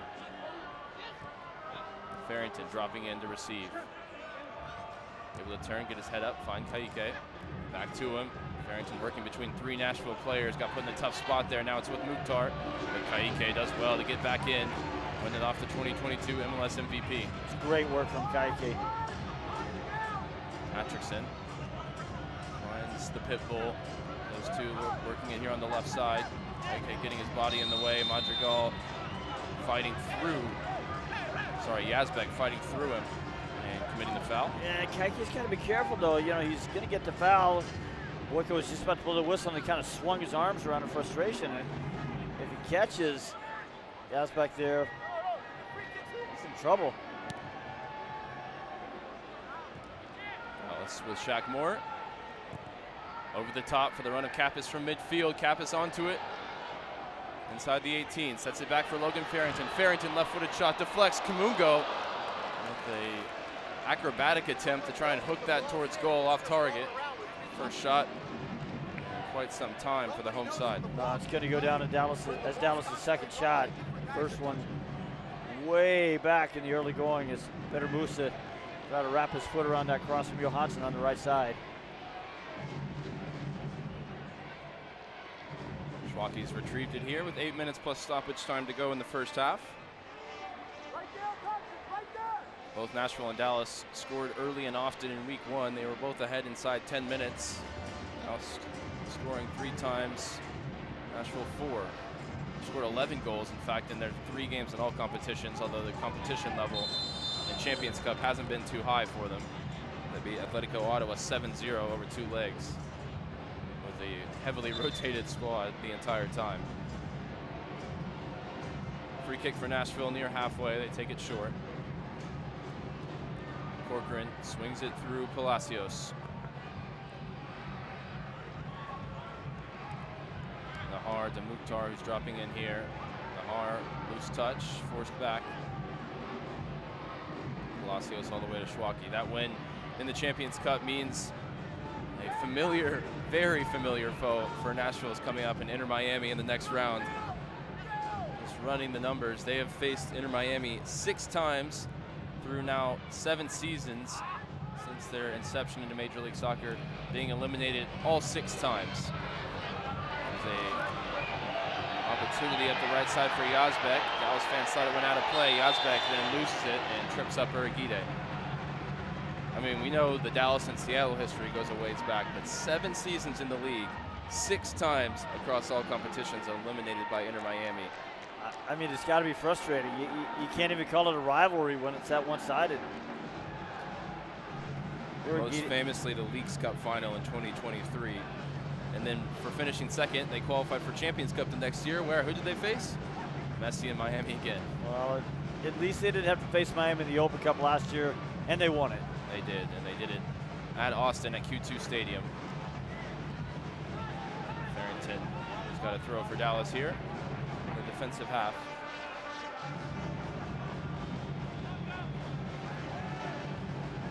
Abiaga looking for options, doesn't see anything he particularly likes. Musa dropping in to try and get open.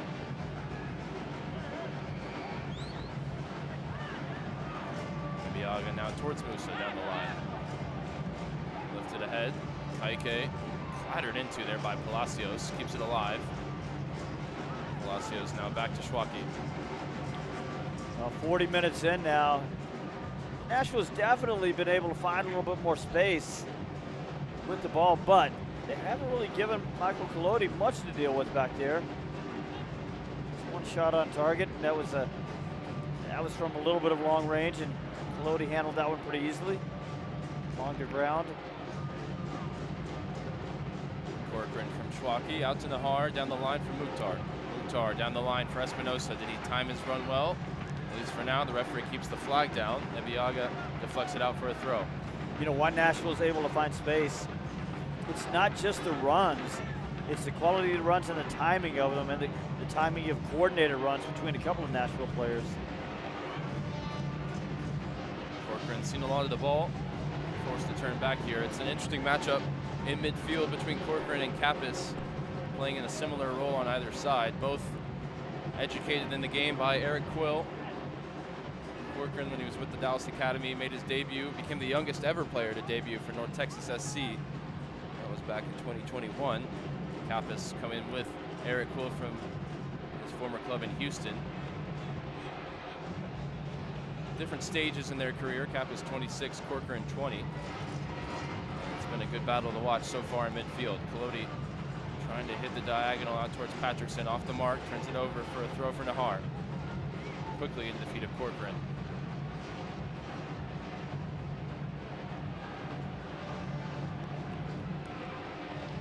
Corcoran allowed some time, swings it out to Nahar. Nahar bending ball towards Mukhtar. Uragide header straight up in the air. Wins the second header as well. Coming together with Taxith. 4 players down right now, pushing and shoving inside the 18. It's a rugby match that's broken out inside the penalty area between Taxith and Uragide. The referee brings a stop to play to come and adjudicate. Looks like the assistant referee is given a foul against Taxith in Nashville. It was a real tangle of bodies. It was a real mess. Yeah, Uragide gets the clearance, and he pulls Taxith down, and then he and Mukhtar. It's just a mess. I think both players sort of feigned trying to help the other guy up and then continued the argument from there. It's going to be a talking to for both sides. Second time Uragide's engaged in an extended chat with Sergi Boyko. Looks like he's going to keep the cards in the pocket here. Nobody booked so far in the match, and that'll stay. But it will be a Dallas free kick.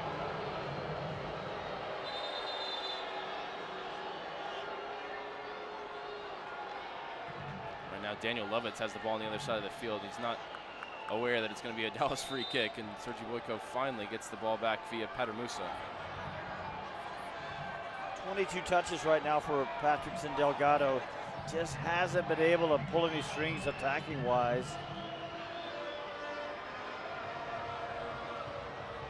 Eric Quill told us he thought Valiente could give him a half hour in the second half. We've also seen him stretch those minutes restrictions in the past. Collodi from the top of his own 18 launches it long. Over everybody's head in gray. Lined it out by Palacios for a Dallas throw. 90 seconds plus stoppage time remaining here in the opening half. Viaga tries to launch it down the line. Yazbek able to make the intervention. Madrigal can't keep possession, and Kappas turns and fires it high into the night. Palacios winning the header, but nodding it out towards Herman Johansson. Space here for the Swede. Numbers in the attack for Dallas. Cuts it back for Kappas. Closed down. He fires it across to Petter Musa from the top of the D. Petter Musa! Oh, what a save from Schwacke, picking that one out of the top corner. Musa took a nice speed from Christian Kappas there. Set it up nicely at about 25 yards and just about picked out the corner. Schwacke didn't get all of it, but got enough of it to keep it out of the back of the net. First save for him on the night.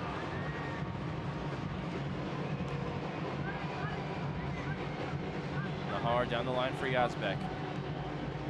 Yazbek turns, finds Corcoran. Over to Tagseth. Ahead for Lovitz, advancing from left back. Madrigal waits outside him. Checks it back for Eddie Tagseth. Into the box, Yazbek. Ibiaga wins the header. Out to Johansson. Johansson top of the box. Gets it to Kaike. Wide for Logan Farrington. This game opening up here in the final seconds of the half. Farrington slows it down, waiting for reinforcements. Back for Johansson. Dallas will swing in here through the back line as the board goes up. And the fourth official. We will play one extra minute here in the first half. Already well into additional time. Here's Ibiaga looking for the run of Musa. Musa challenging for it. Walegi's header breaks for Patrickson. Kappas to Kaike. Left channel out to Bernard Kamungo. Kamungo early cross deflected and retrieved by Palacios. Kamungo up against Nahar. Nahar puts it in behind Espinosa. Looking to get on the end of it, but Uriguide there. As he has been all half, he wins the throw from Mukhtar. 30 seconds to play. I mean, Uriguide, man of the match so far for me. Just absolutely dominant back there so far. Ibiaga wants to launch it forward, see if there's one last attack for Dallas. Down the line for Musa. Volleyed out by Nahar. Final seconds ticking down. He's got to go quickly here. We've hit one extra minute. Whistles in the mouth of the referee. Testing his patience is Ibiaga. Now takes the throw into the box over the head of Musa. And it breaks for Johansson at the back post. Pops up into the air. Awkward one to deal with. Patrickson finds Musa. Out to Kamungo, playing on borrowed time here at the end of the first half.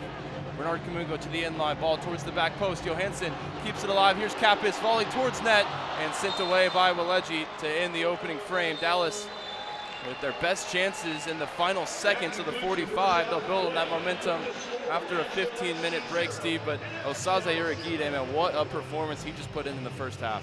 Like I said, you know, Nashville keeps finding space. It looks like they've got something going, and then time after time it's been Uriguide there just to go clean it up for him. Well, we thought he'd be dueling with Sam Surridge. So far, he's kept Espinosa and Mukhtar quiet. We'll talk about that and more at the halftime show. It's scoreless at the break. You're listening to FC Dallas Soccer, presented by Toyota on the FC Dallas Radio Network. With the 2026 Toyota Tacoma's all-terrain capability and advanced tech, you can do whatever you want. Whatever we want? Yep, whatever we want! Like waking up in a tent with zero cell service on purpose. Or driving down a rocky trail that was never actually a road. Or going out and doing donuts before we've had breakfast. Or catching sunrise by the lake. And maybe even a fish if we're lucky. The 2026 Toyota Tacoma, for every kind of adventure. Test drive at your local Toyota dealer or visit toyota.com today. Toyota, let's go places. Feature availability differs based on trim. See toyota.com for details. UT Southwestern Medical Center in Dallas, Texas, where discoveries change lives. The spark of collaboration that fuels bold thinking in our labs. The spark of inspiration that motivates greatness in the next generation. And the spark of innovation that pushes the boundaries of today's care. At UT Southwestern, teamwork and talent combine to fuel discovery, education, and healing. UT Southwestern. The future of medicine sparks here. It's a moment when I show up, God, I'm saying wow. Welcome to the world of WinStar, the casino of FC Dallas, where 10,000 electronic games, plus roulette, craps, and blackjack is just the beginning. Get lost in our 2-story luxury spa, rest in one of our vast hotel towers, and catch the biggest names in music and comedy at the spectacular Lucas Oil Live, all just 1 hour north of DFW. So come live in the wow at the world of WinStar.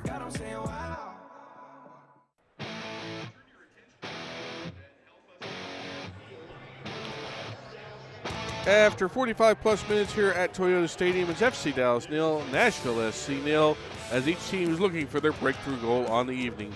Hello, everybody. It is the FC Dallas halftime show brought to you tonight by your local Toyota dealer, Toyota. Let's go places. Also brought to you this evening by Advocare, building champions together. I am your host, Sam Hale. I'll be joined in just a moment by our halftime crew of Steve Davis and Garrett Melser. This is normally where we'd have our halftime highlights, but there are no highlights because there are no goals just yet. Each team getting a couple shots towards goal, but no one has been able to break through. Brian Schwecke and Michael Colodi have been brick walls so far when challenged. Let's go ahead and bring you tonight's halftime stats. Those are brought to you by UMB Bank. Possession-wise, goes to the visitors 56-44. 5 shots total for Dallas, 2 for Nashville. Each team only has 1 shot on target. 2 corners for the boys in gold, 1 for the Burn. You've got 1 save apiece for Brian Schwecke and Michael Colodi. 5 fouls for Nashville, 3 for Dallas. No cards of any color handed out just yet. As we bring in our halftime analysis crew, it's Steve Davis, it's Garrett Melser. And Garrett, there's one specific thing that stood out for Dallas in general. We'll get to that in a moment. But your overall impression after 45 against a much tougher opponent tonight for Nashville? Well, I thought the first 2 to 3 minutes for Dallas were quite good, and then the last 2 to 3 minutes were quite good. Unfortunately, the 40 in between, not a lot happened really for either side, but it's pretty clear that Dallas is really struggling to build through the press of this Nashville team. It seems like there's a lot of just ball circulation up between the back line, and we know that's not Dallas' strength to progress the ball through the middle like that from the back line. They prefer to go over the top a little bit more direct. Haven't been able to do that, haven't really had those opportunities with those wingbacks driving forward. There was that one great ball from Petter Musa that almost got onto Herman Johansson making that driving run. I'd like to see that happen a little bit more often. It actually kind of seemed like Dallas neglected the entire right side of the field in terms of the build for a lot of that game. We're going down here to the left to the side closest to us with Bernard Kamungo getting on the ball quite a bit, but not a lot of inroads through that route, so they'll definitely need to rethink things in terms of the build for the second 45. We knew, Garrett, it wasn't going to be easy because Nashville is a really well-organized team. They lose Sam Surridge, and that probably makes them just even better because that means basically they bring in one more midfielder and push Hani Mokhtar up. What I meant to say is makes them better defensively. Yep. They defend very narrow. I thought Kappas has done a good job of being in there, being available to get them out of the back. So that part has been okay, but then they get stuck in midfield. Patrickson Delgado right now, he's struggling to find any impact in the game. 24 touches, 0 chances created. Not really doing much in terms of defensive contributions. So I think that's I'm looking at Joaquin Valiente warming up right now, and I think they might want to go to him even earlier than they thought they were. That half was screaming out for an extra creative midfielder who that's his specialty. Patrickson's kind of an in-betweener in a lot of ways, probably a more natural number 8, kind of a box-to-box guy, but he definitely got a little bit lost in the mix, in the shuffle in that first 45. And so really, Valiente, we don't know how long he has in terms of minutes because he just arrived in preseason about a week ago, only been training this week. And so we don't know how long he can go, but this Dallas team needs a creative spark, and he's probably the man to do it. We've seen this before with Patrickson. Sometimes when the space is there, we can find the space, depending on how the game develops. He can be effective when it's difficult to find space, and it is against Nashville right now. That's when he struggles. We'll kind of invert this here. The other thing, and Garrett, you brought it up already, Dallas has really struggled on their left-hand side of the pitch, especially when the ball ends up at the feet of Ibiaga or Bernard Kamungo and Patrickson. It seems like, we're seeing a lot of negative passing, something that Eric Will specifically called out this week. He didn't want to see where the ball would either come forward to Bernie and then it would go right back and they kind of go around the horn. And we've seen just the offense kind of sputter and stall when it gets to about this whole left side for FC Dallas. I tell you what, I thought Bernard Kamungo was actually being more aggressive than he was last week. It just wasn't coming off for him. I mentioned one time in the broadcast, he got the ball, early cross in, drove it across. It wasn't the best cross. We saw there at the end, he got in a nice cross that sort of led to some defensive confusion there and chaos for Nashville. There were a couple of times when maybe he could have gone forward, but I thought he was at least more aggressive than last week and failing aggressively, as Eric Quill likes to say. Yeah, I think the lack of impact from Bernie was more situational this game than it was last week against Toronto. I think against Toronto, he had plenty of space and options to look forward and try to find a forward pass or drive the ball forward himself, and he just chose not to. This time, when he gets the ball, he's closed down by 2 or 3 guys on the sideline. There's really no place to go. very few runners in front of him. So I'm not going to pin this one on Bernie so much as just kind of situational, and Nashville doing a really good job and just ushering Dallas's attack to the sideline and then just pinning them in right there. And the way Nashville is playing again, they defend narrow up front. So what they're doing is they're saying, we're going to give you this ball, but we're going to go get you once you get there. Right? We're not letting you play through the middle. You're going to play around the outside. And when you get to the outside, guess what? We're coming for you. So it's tough that way. On the other side of the spectrum, I think there's no doubt that the best player for either side tonight has been Osaze Urugide. He's just been a monster. And I do want to focus on him, Steve, but I also want to give a gold star to Kaike. I think we were kind of wondering what's he going to be tonight with Ramiro on the bench. That's that main communicator. I think while he has not been up to Urugide's standard, I think he's been really, really good for what he's been asked to do. Well, you bring up a good point. You can be really good and not be up to Urugide's standard. Look, Osaze Urugide right now, he's got 53 touches. He's 34 of 37 on his passes, but check out this: 11 defensive contributions. We just said right before we went off the air for a second, after the halftime break, that Nashville has found space as they get into the attacking end, especially over on the right side with Andy Nahar and Espinoza, right? But time and time again, as they found that space, it's been Urugide there just to go wipe it out. He puts out so many fires. I mean, it seemed like every 2 to 3 minutes he was bailing Dallas out defensively. He has that really unique ability, and we know he's a huge guy, but he uses his body so intelligently in terms of getting his body in between the attacker and the ball, ushering the ball out of play or dribbling away himself, find the pass back to Collodi. He's just so important. And I mean, that might be one of the best halves he's played for FC Dallas, and that's saying something because he was excellent all last year as well. I agree. By the way, Kaike, to your point, 4 recoveries in the midfield, 4 ball recoveries, 3 of 3 on his ground duel. So no defensive contributions statistically, but I agree. I think he's doing a lot of good work in the midfield defensively. Steve, do you think he actually looks more comfortable in this 8 spot than he does at the 6? I mean, he was brought in as kind of that nominal defensive midfielder. We kind of thought he'd be the guy, that linchpin sitting there in front of the back 4 and putting out fires, but at times last year, he'd get caught out of position, get a little bit too front-footed for that spot. So it seemed like this 8 role, which is a little bit more free, a little bit fewer defensive responsibilities, he just looks a little bit more calm and more intelligent in that role. Yeah, and look, we wondered, not having Ramiro in there to talk to him, communicate with him in Portuguese, would that affect him a little bit? But I think he's done fine tonight. I agree. So as we look at the second half, I think it's almost a given we're going to see Joaquin Valiente, and based on the warm-up patterns that you lads just mentioned, might be sooner than we think. One guy I'm curious about, not for performance, but for potential, just a little bit of a knock, Logan Farrington. Both you and Ryan mentioned at the end, Steve, it looked like he was carrying around a little something after a foul early in the first half. Obviously halftime maybe they can get in there and get the PT staff to work with him. But if he's still showing a little bit of lag, that presents a very hard question for Eric Quill to answer, as in, how long do I keep him on? And even then, who do I replace him with? I don't know if it's a hard question. That's what they pay him to do. And right now, whether it's because he's carrying around that little bit of a knock, that it's something that happened right in front of Dallas's bench, or he's just having trouble finding space out there, which, again, it's difficult finding that against Nashville. He hasn't been quite effective tonight as much as we've seen that he can be. He's not really – the funny thing is, to me, Garrett, he's not drawing fouls. There were a couple of times when I thought he could have challenged for a ball, and that's what makes me think maybe he is carrying a little bit of an injury. So wouldn't be surprised if that's a change that we see. It did look like he got stepped on a bit, and then his influence faded a bit. But I think it's just more of a fact that he just didn't have opportunities on the ball. Like, we know Logan wants to be on the ball and be actually that creative kind of second forward, but he just didn't really have the opportunities to do so. Dallas, we just talked about their inability to create a lot of chances and find their attacking players in attacking spots. And I think Farrington's suffering from that more than anything physically. I'm sorry, Steve. We got about 60 seconds here, but I did want to ask quickly. We saw Dietzen make a very big impact late in the game last week.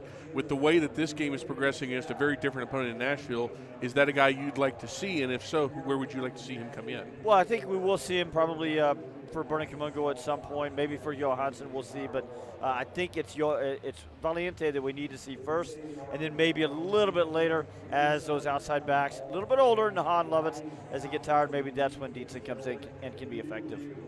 Well, Dallas, Nashville all knotted up at 0 here at halftime. We will take a break. When we come back, second half kickoff from Toyota Stadium. Ryan and Steve will carry you through the rest of this one. You're listening to FC Dallas Soccer, presented by Toyota, here on the FC Dallas Radio Network. UT Southwestern Medical Center in Dallas, Texas, where discoveries change lives. The spark of collaboration that fuels bold thinking in our labs. the spark of inspiration that motivates greatness in the next generation, and the spark of innovation that pushes the boundaries of today's care. At UT Southwestern, teamwork and talent combine to fuel discovery, education, and healing. UT Southwestern, the future of medicine sparks here. It's a moment when I show up, God, I'm saying wow. Welcome to the world of WinStar, the casino of FC Dallas, where 10,000 electronic games, plus roulette, craps, and blackjack is just the beginning. Get lost in our 2-story luxury spa, rest in one of our vast hotel towers, and catch the biggest names in music and comedy at the spectacular Lucas Oil Live, all just 1 hour north of DFW. So come live in the wow at the world of WinStar. God, I'm saying wow. Want to hear something incredible? That's Eleanor. Just 10 hours after being born, Eleanor was airlifted to Children's Health and met by our expert team trained in cardiac and critical care. At 4 days old, she received a stent to help her heart pump blood to the rest of her body. And today, she's a happy, healthy 1-year-old. That's incredible. That's Children's Health. Incredible together. With the 2026 Toyota Tacoma's all-terrain capability and advanced tech, you can do whatever you want. Whatever we want? Yep, Whatever we want! Like waking up in a tent with 0 cell service on purpose. Or driving down a rocky trail that was never actually a road. Or going out and doing donuts before we've had breakfast. Or catching sunrise by the lake, and maybe even a fish if we're lucky. The 2026 Toyota Tacoma, for every kind of adventure. Test drive at your local Toyota dealer or visit toyota.com today. Toyota, let's go places. Feature availability differs based on trim. See toyota.com for details.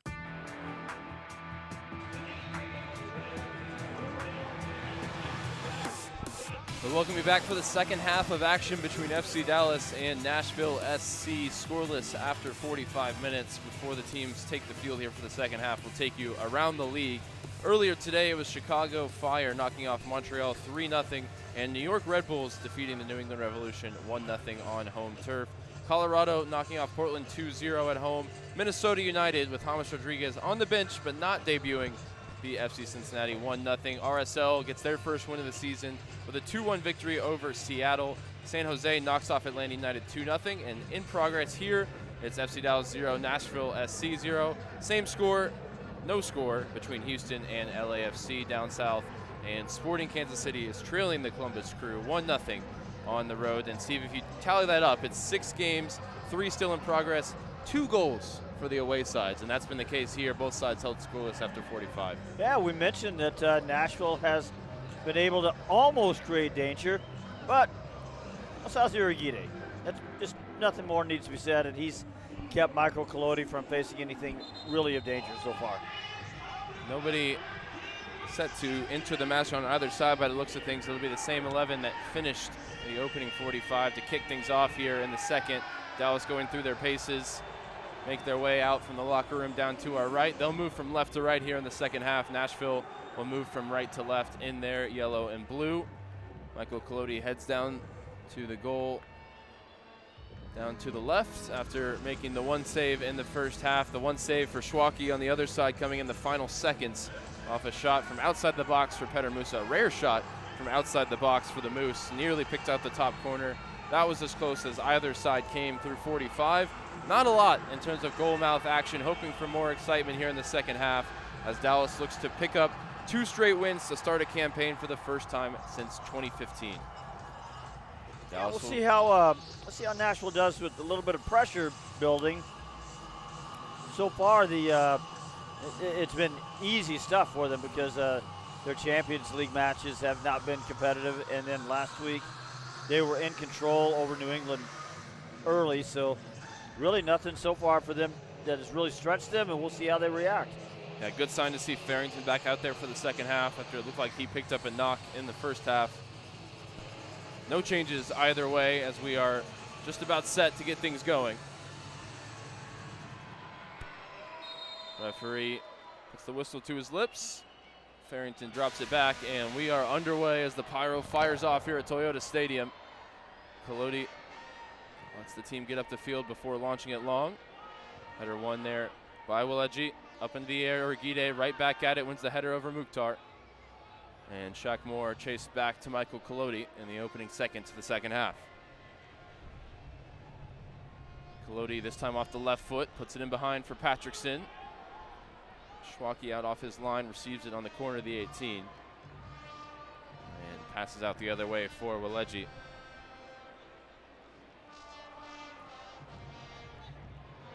Saw a lot of goals in MLS Week 1, not so much in Week 2 as teams have started to tighten things up. We mentioned on the podcast this week, maybe those improvements are more marked between Week 1 and Week 2 than even all the work you've done in preseason. You start to put those finishing touches and final details on how you want to play. I think Dallas' organizational structure has been better tonight. Only been opened up a couple of times when those sort of coordinated timed runs between 2 or 3 Nashville players have paid off for them. Ball into Johansson from Urugide, back for Shackmore. Back to Osaze. Ball over the top. Looking for Farrington, challenging with Lovitz. Lovitz wins the header, sets it down for Taxith. Up into the air. Kaike wins the header. Shackmore forward, challenging for it. Farrington wins it. Straight up into the air. Now fighting for it with Taxith. Remains with Dallas and Herman Johansson up the right side. Johansson showing his speed. Gets the cross sent in. Deflected back towards Farrington, top of the box. Onto his left foot. Whips it out towards Kamungo. Corner of the 18 on the far side. Nahar to close him down. Back for Christian Kappas. And Ibiaga. And now Osaze. Shackmore on the right side. Feigns the cross. Out to Johansson. No lane for him. He goes back for Shack. Urugide to Ibiaga. Bouncing ball. Just has to lift it high into the night sky. Header won by Waleji. Second ball picked up by Johansson. Shackmore into Kaike. First time ball for Johansson. Space for him to run into up the right side. Showing his speed. Johansson to the byline. Bends the ball in towards Peter Musa. It's headed away by Palacios. Espinosa with Ibiaga on his back. Gets it back for Palacios, who sends it out to touch. It's a good start to the second half for Dallas. Well, it's a really good start for Johansson, too. I mean, I think he's really starting to show, even with all that size, he just gets those big legs going, those long legs, and he's got strength to hold guys off, and he's putting in some dangerous crosses tonight. Another chance for him maybe here. Receives it from Shackmore. Early ball bending in from Johansson. Headed off target there by Logan Farrington. Frustrated with himself as Delgado actually flashed in front of him. Maybe made it more difficult for the big dog. Well, I think what happened was, he had position on it, and then as Delgado got in front of him, he didn't expect to get the ball. It sort of hit him accidentally. Ended up outside the 6-yard box. It'll be Schwacke to restart from a goal kick. From the goal kick, Nashville with wingers high and wide on both sides, trying to stretch Dallas out. Out to Lovitz. Lovitz closed down by Kaike, finds Corcoran in the middle. And that breaks the Dallas first line of pressure. Corcoran will swing it out to Nahar. Yeah, that was kind of a half-hearted press. Espinosa coming off the right wing. Back for Matthew Corcoran. Nahar receives it with some space on the right. Cuts it back for Yazbek. Down the line for Espinosa. Nahar will swing it through Palacios. Center back duo for Nashville looking to get up to speed and build a partnership on the fly here. And the departure of Walker Zimmerman. Urugide has been a one-man back line for Dallas. One's another header there over Mukhtar. It's given away by Patrickson. As Mukhtar is now back to his feet, frustrated. He felt Urugide threw an elbow on the play, still letting the ref hear it.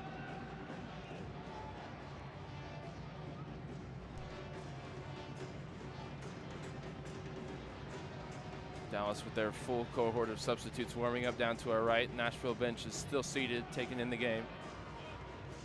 Ball sent in from the right side, back post. Madrigal fires it back across, looking for Mukhtar. Couldn't quite reach him. Kamungo beaten to it there by Yazbek. Kept moving for Lovitz. And now Madrigal, corner of the 18, bending ball off the right foot, headed away by Ibiaga. Over the head of Yazbek, Corcoran keeps it alive. Here's Madrigal again. And runs into Musa. Musa makes the tackle. Then Kaike goes flying into the tackle. Got a big piece of the ball, but referee says too much force in it. He's booked, and it's a free kick in a dangerous position. Yazbek is still down. I'm not sure how much of the ball he got, some of it, but he got a lot of Yazbek there. Take another look at it. Usually with well, that camera angle's not going to help us. No, it's not. But he definitely got Yazbek on the top of the shin, bottom of the shin. Conveniently, the part of the screen we couldn't see was where the ball was, so we're not sure how much of a touch he got on the ball. With Sergei Boyko, you really got to earn your yellow card, and so and Boyko had a pretty good angle on that one.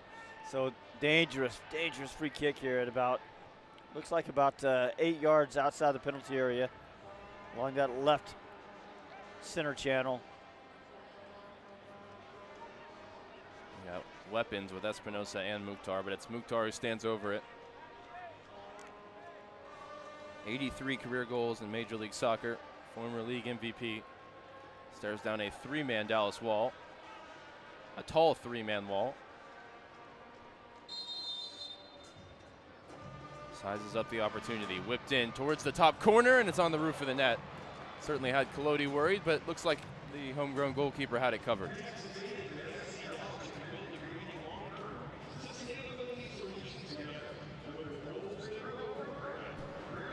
Well, FC Dallas is back at Toyota Stadium on March 14th. It's anime night as we face off with high-flying San Diego FC. To secure your spot, you can visit fcdallastickets.com.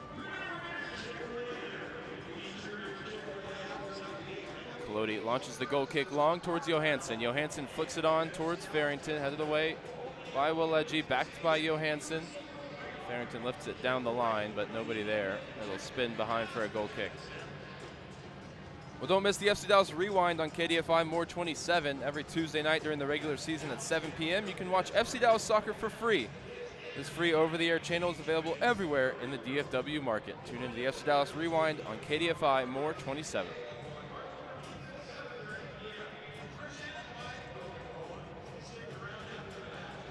Palacios walks it forward after the goal kick. Down the line for Nahar. Yazbek quickly ahead to Espinosa. Nashville combining well through the lines. Now find Lovitz in space. Kappas in retreat. Lovitz finds Mukhtar dropping off the front line. Corcoran back to him. Left center channel. Hani Mukhtar. Swings it out to Nahar. Space for him. Cross blocked up in the air. Headed away by Ibiaga. Musa chests it down for Kaike. Return to the Moose. And now Kaike will get turned. Can't find a teammate. And the midfield connections breaking down far too often here to start the second half.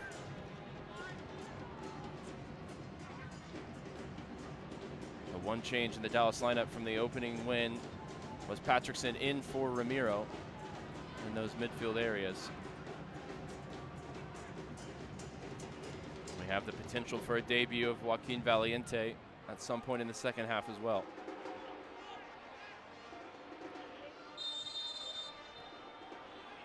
Nahar wins a foul and quickly plays it down the line for Espinosa. 1v1 with Ibiaga. 4 inside the area for Nashville. Espinosa gets the cross away. Ibiaga at full stretch, blocks it behind for a corner. Espinosa will take this over there from the right side. And we saw in those years in San Jose how good he is on these dead balls. So Dallas has to be alert here.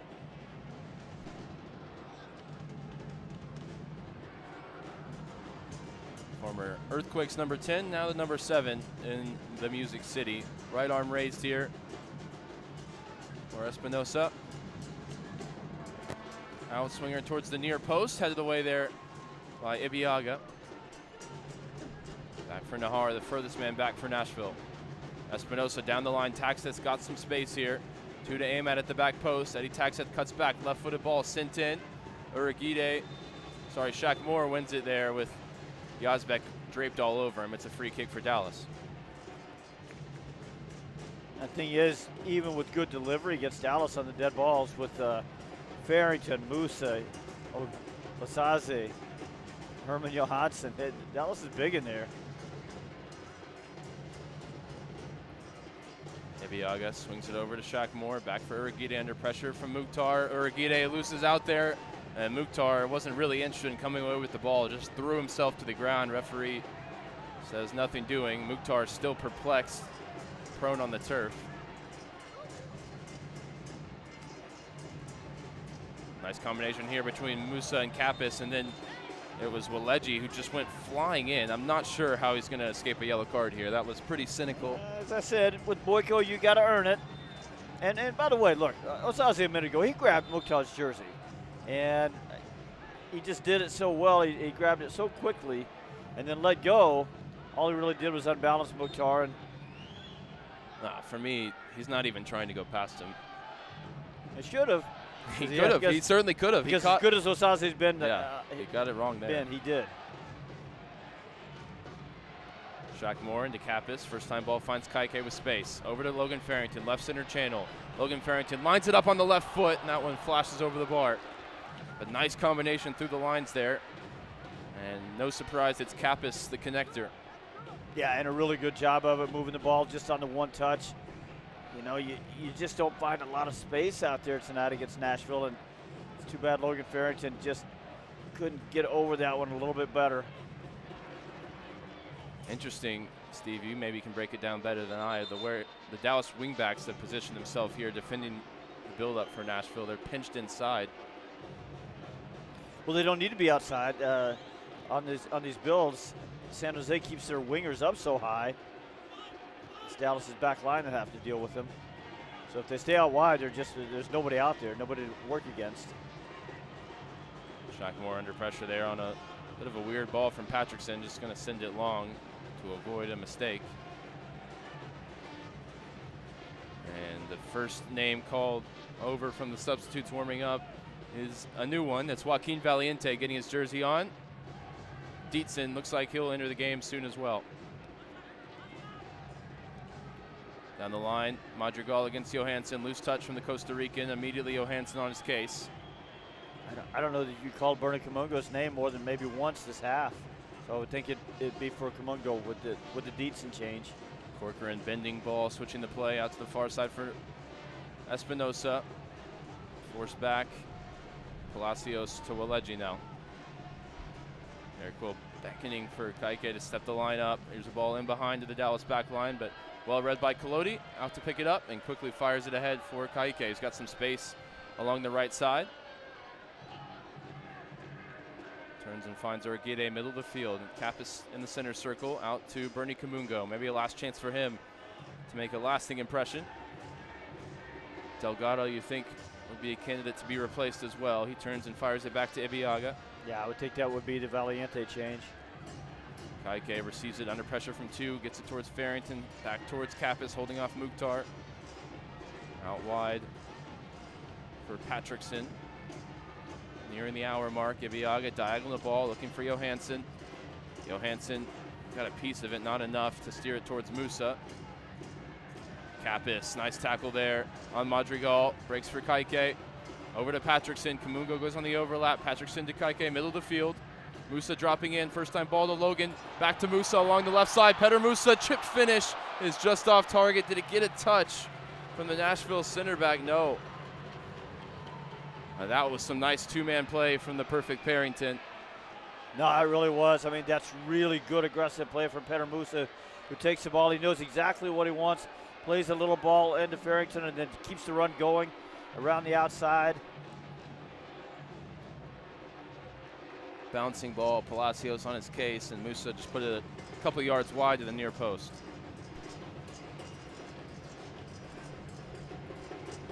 Those changes now imminent for Dallas, as they've shown some more fluidity in the build-up, some better patterns here in the second half. Looking to supplement that with some fresh legs. Shaq Moore and Madrigal tangled up here in the middle, but Kappas wrestles it clear from Mukhtar, then finds Patrickson through the lines. Over to Logan Farrington, right center channel. Tagseth in pursuit. Here's Patrickson, top of the 18. Patrickson looking to turn, tripped up. Not enough for a foul, and maybe a chance for Espinosa to go the other way. Slows it up, waits for Nahar.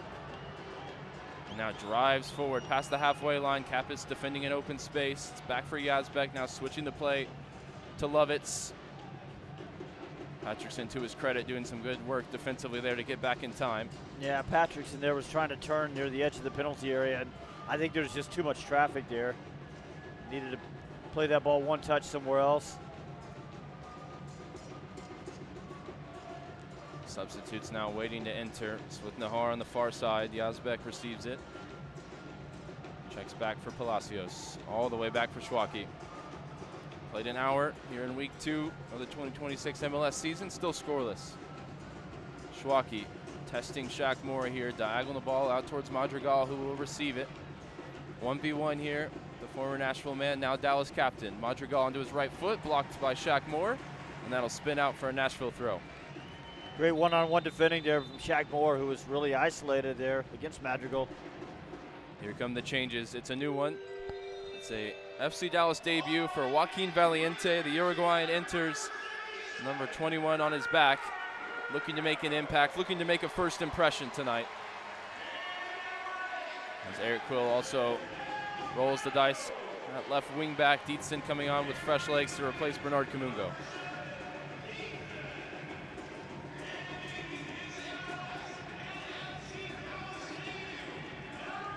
Well, Waco, let's see what you got. Chance to maybe write the headline and win the game for Dallas.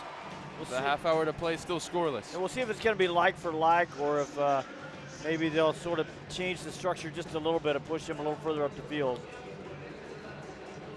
Throw in for Lovitz here on the near side. Fired into Taxit, trying to flick it along. Arigide reads it all the way and sends it clear. Bouncing ball, awkward one to deal with. Farrington challenging Palacios. Yazbek will just go back for Schwacke. And Eric Quill waves the team up the field. So I think they'll keep the same basic structure. The difference will be that Kaike will go over to the left and play that eight roll over there, whereas Joaquin Valiente will come over on the right.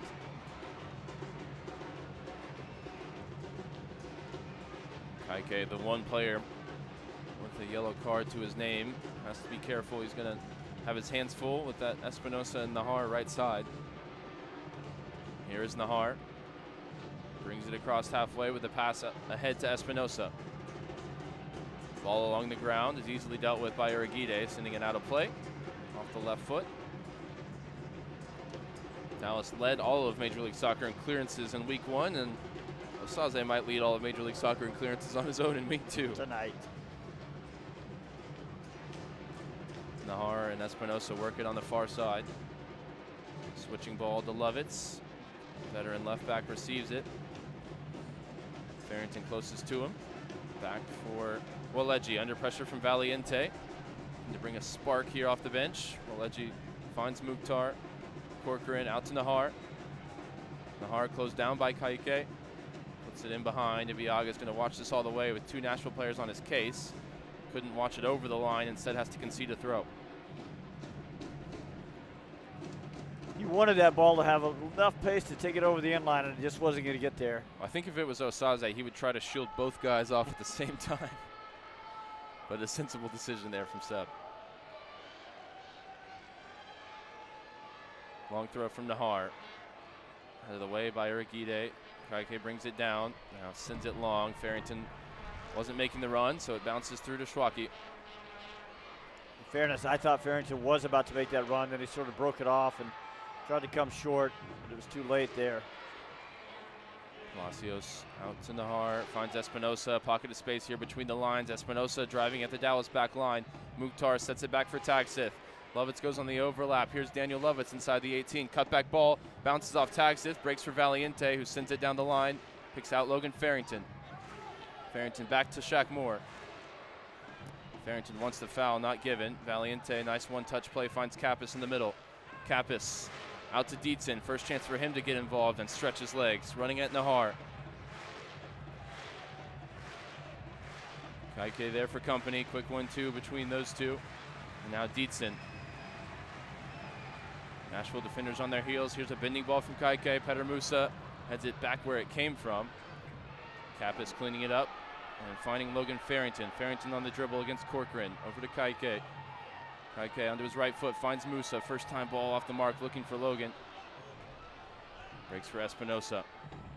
I just really appreciate it, how confident Dietzen is. He's just fearless. He's going to go forward with the ball every chance he gets there. And if nothing else, it pushes the Nashville back line a little. It pushes them back 10, 15 yards.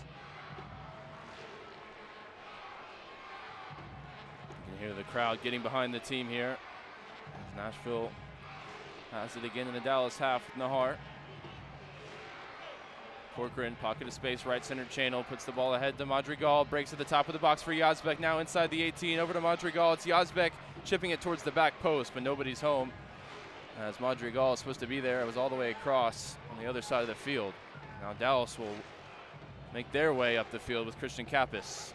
Johansson finds Valiente. Farrington waiting in all kinds of space on the right side. It's not spotted. Now Johansson receives it again, and the chance is gone. And you wonder why they didn't play in transition there. That's what Nashville has been able to do all night. Let's see Valiente trying to pull the strings, pointing, directing traffic. Shackmore in possession. Loose pass there, looking for Kaike. Turns it over. Because again, when you get Nashville, when you give them a chance to get organized, they organize really well. Schwacke sends this one long. Labiaga, always favorite against Espinosa, nods it forward. Corcoran over to Lovitz, back to Corcoran. Madrigal off the left side, Valiente defending.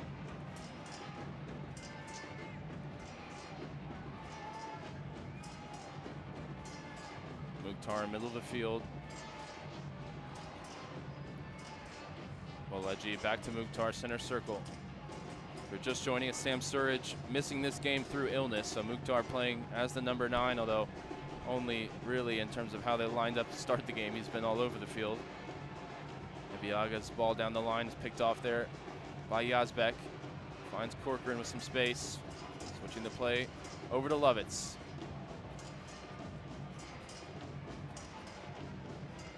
Lovitz easily intercepted there by Shackmore. Quickly finds Kaike.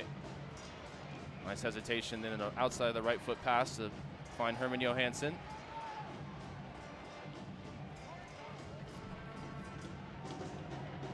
Kaike spots Musa, who's got some space here in the right center channel, out in front for the Moose to go and chase. Battling there with Waleji, and he's got a corner. Yeah, Musa's not the best in terms of foot speed, but he did enough there to put a body on Waleji and earn that corner kick. Really nice job there by Musa. He thought about taking it quickly, but he's going to leave it for Valiente. First chance for him to address the set piece in a Dallas uniform. Anderson Julio ready to enter this match until this corner kick is taken.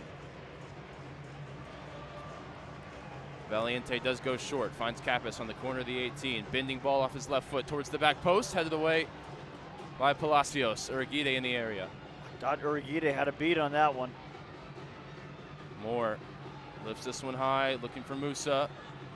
Brought down for Dietzen on the far side. Palacios nearest to him, and Dietzen knocks it off him for a corner, and that looked like a lost cause, so well done to Lucius Don Dietzen. It did look like a lost cause because his first touch wasn't very good, but he was able to catch up with it right before it went over the end line. Get a corner kick out of it. Uh-oh. The crowd knows what's about to happen here. Sarver has been called across as well alongside Julio. That'll happen after this corner. Valiente out swinging service towards the near post. Farrington banging bodies in there. Holds it up now. Back to Joaquin Valiente on his debut. Bending ball sent into the danger area. Breaks for Logan Farrington inside the 6. Goes down looking for a penalty and waved up by the referee. And in fairness, he jumped right back up. I have no idea why he didn't just pound that one. He had it. He was running right onto it. A loose ball right at the about 5 yards out. Dallas light at the back here as it's turned over. Andy Nahar. It's even numbers going the other way. Nahar breezes past Kaike. Options either side. Nahar now bearing down on goal. Right center channel. Chips it out towards Espinosa. Bending ball deflects off of Shackmore. Up into the air. Collodi with a big catch in traffic. And that's an opportunity spurned by the visitors. I just got a quick look at the replay there. And again, I think our friend Logan Farrington's going to want that one back.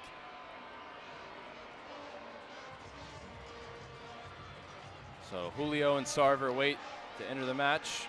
70th minute, still scoreless. Eric Quill looking to turn to his bench for some speed, for some chaos, for a joker in the deck. Shackmore receives it along the right side, out to Valiente, who's popped wide. into the feet of Kappas. Set back for Valiente. Johansson, space along the right side. Herman Johansson addresses the service in towards Musa. Over his head, headed away by Nahar. And sent well clear by Yazbek out of play. It'll give a chance for the Dallas subs to enter the match. Farrington will be replaced by Anderson Julio. Second on the team in goals in 2025. Julio looking to make an impact here.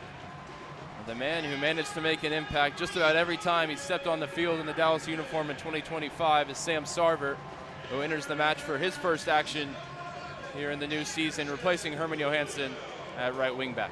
It's a very different problem now that Lovitz is going to have to deal with over there. I know Johansson had a good half in terms of getting crosses in, but getting effective crosses in and well-timed crosses, not just hitting and hoping.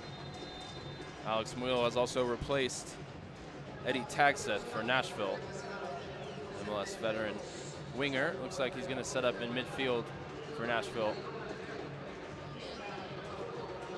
Just not much happening in terms of threat on goal at either end. Only one shot on target for each team.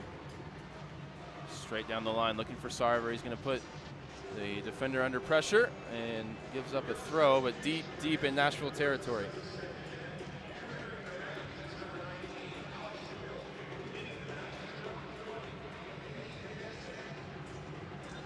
We had one mop of blonde hair exit the pitch, and Eddie Tagseth, and we've got another one on in a Dallas uniform, and Sam Sarver.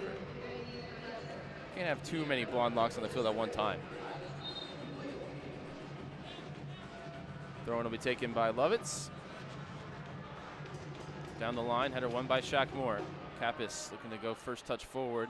Gives it away, but Ebiaga restores possession. Kaike out to Dietzen. He'll have to retrieve this one. Kaike checks back in to receive it. Stab towards Julio. First touch finds Valiente. Valiente from the left center channel looks for the bending ball out towards Sarver, but it's chested back by Lovitz, and Schwacke will pick it up.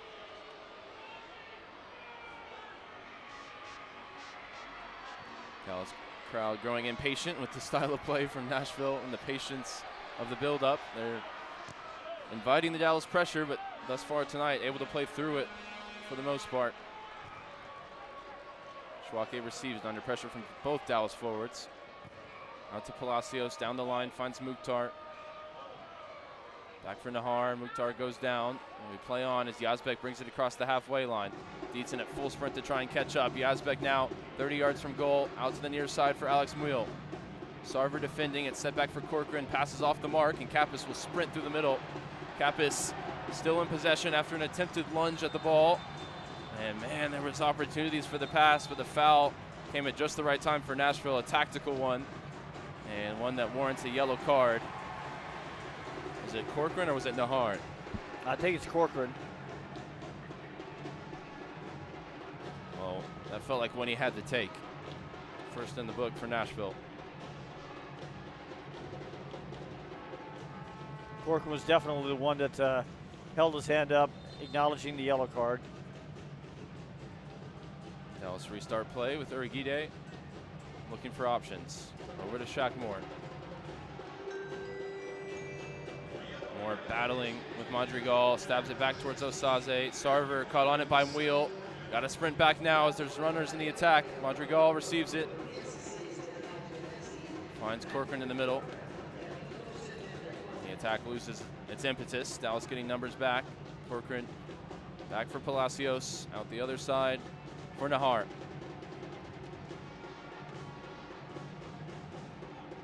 Espinosa back for Andy Nahar. 15 minutes plus stoppage time to play tonight.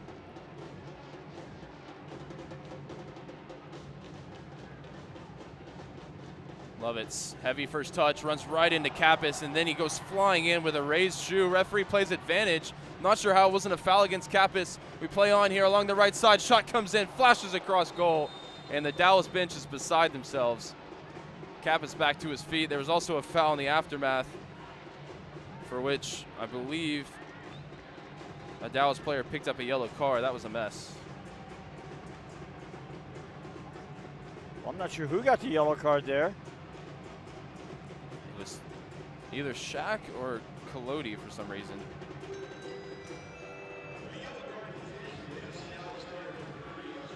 It was Urugide who fouled Madrigal pretty hard after Kappas was fouled hard. Just can't believe there wasn't a foul called on the tackle against Kappas. Heavy touch by Lovitz, and usually you see those punished. Another change for Nashville. Rubens Passius on for Madrigal, who couldn't repeat his trick of 3 goal contributions in an MLS debut from last week. Passius has been dangerous in Champions Cup play for them so far. He's going to set up off the left here.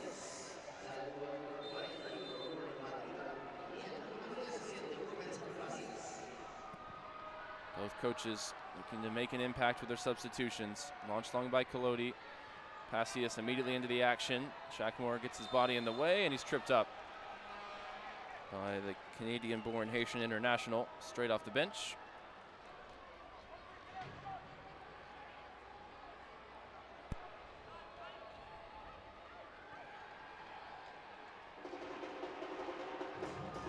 And Urugide and Mukhtar are not friends. Every time there's a little collision between those two, there's some words exchanged. Well, you said it at halftime. I think Urugide, you're right. He likes that. You know, he likes it when things get contentious. Sarver a little bit late to that one against Muil. Foul into the Nashville half here. I think Boyko's doing the right thing here. He's starting to tighten it up a little bit.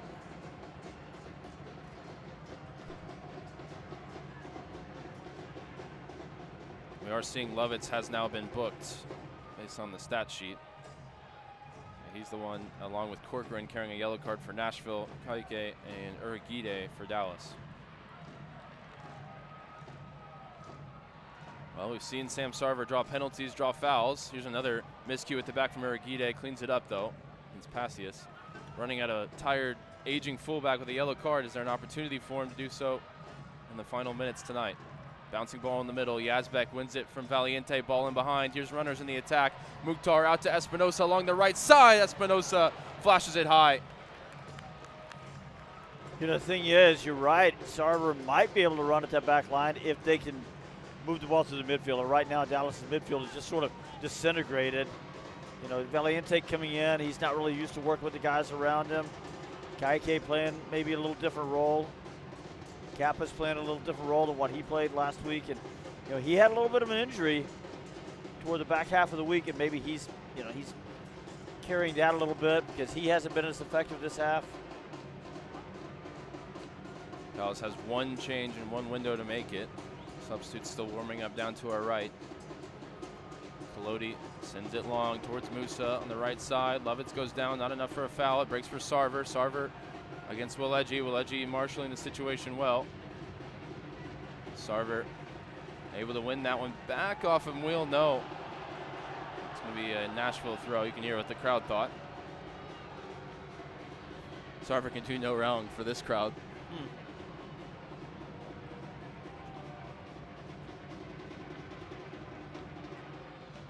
Shackmore wins the header. Valiente sets it down for Kappas. A lot of space for Christian Kappas. Finds the feet of Musa. Rare heavy touch there from the Moose.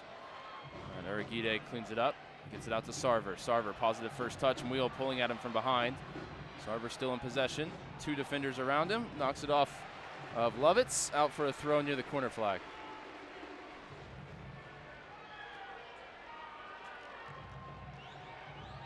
Sarver knew what he was doing there. He was trying to win the corner kick, and he almost did. Valiente is going to leave this one. I think Ibiaga is going to try and launch it into the box. We saw him take a throw that wasn't necessarily lined up to be a long throw, and it went pretty long. So let's see if he's got it with a little more orchestration from his teammates. He's got less height to aim at now that Johansson and Farrington are out. Ibiaga heaves it into the box, looking for Musa. 2 defenders all on his back. It's headed away by Palacios. Kappas back out to Ibiaga. First touch sets it. Second touch whips the low cross in. Valiente onto it off the deflection. Set back for Sarver onto his right foot. Looking for Ibiaga in behind. Given away.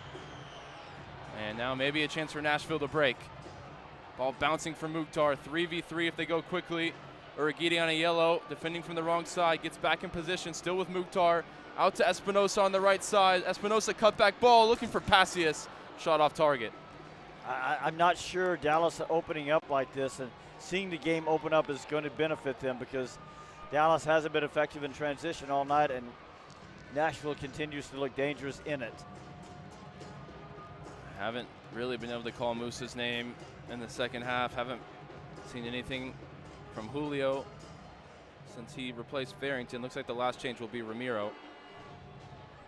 That feels sensible given the way the chances are starting to pile up for the visitors.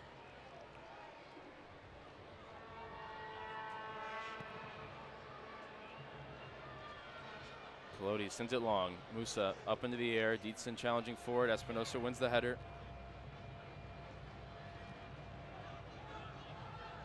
It's actually pretty remarkable how much the height advantage has dissipated with the changes. Yep. Dietzen on the left, Sarver on the right, Valiente in the middle. You're losing height in pretty much every move you made. Out to Dietzen on the far side.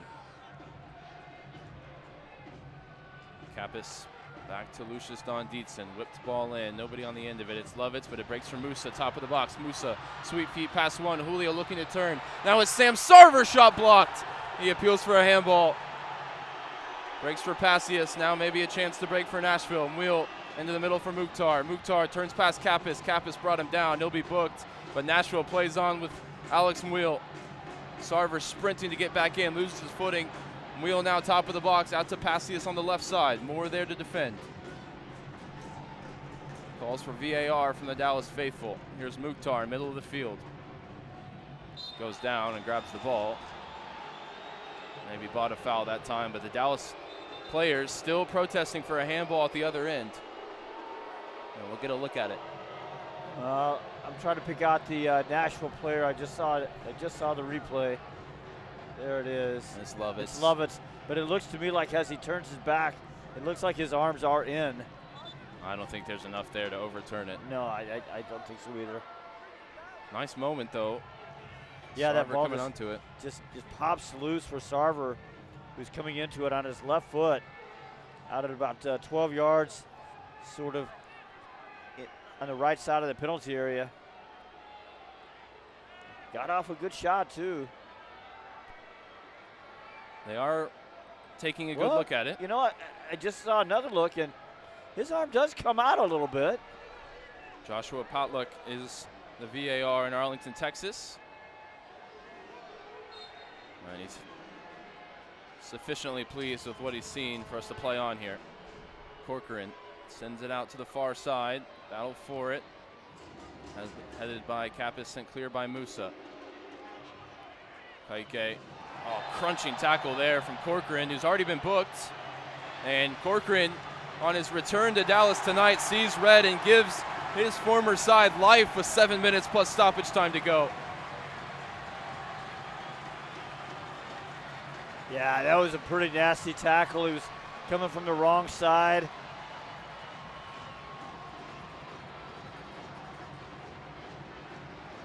Yeah, even if he got a piece of the ball, which he may well have. He did, but you still can't go through the player, especially from behind that way.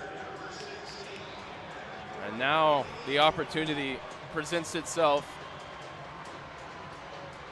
See if they stick with the change they were set to make with Ramiro coming in.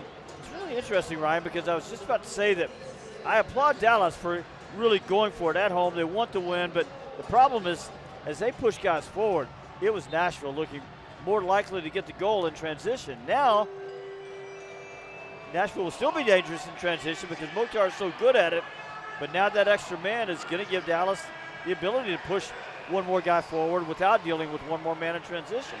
Well, we talked about those two midfielders, came from the Eric Quill school of midfielding.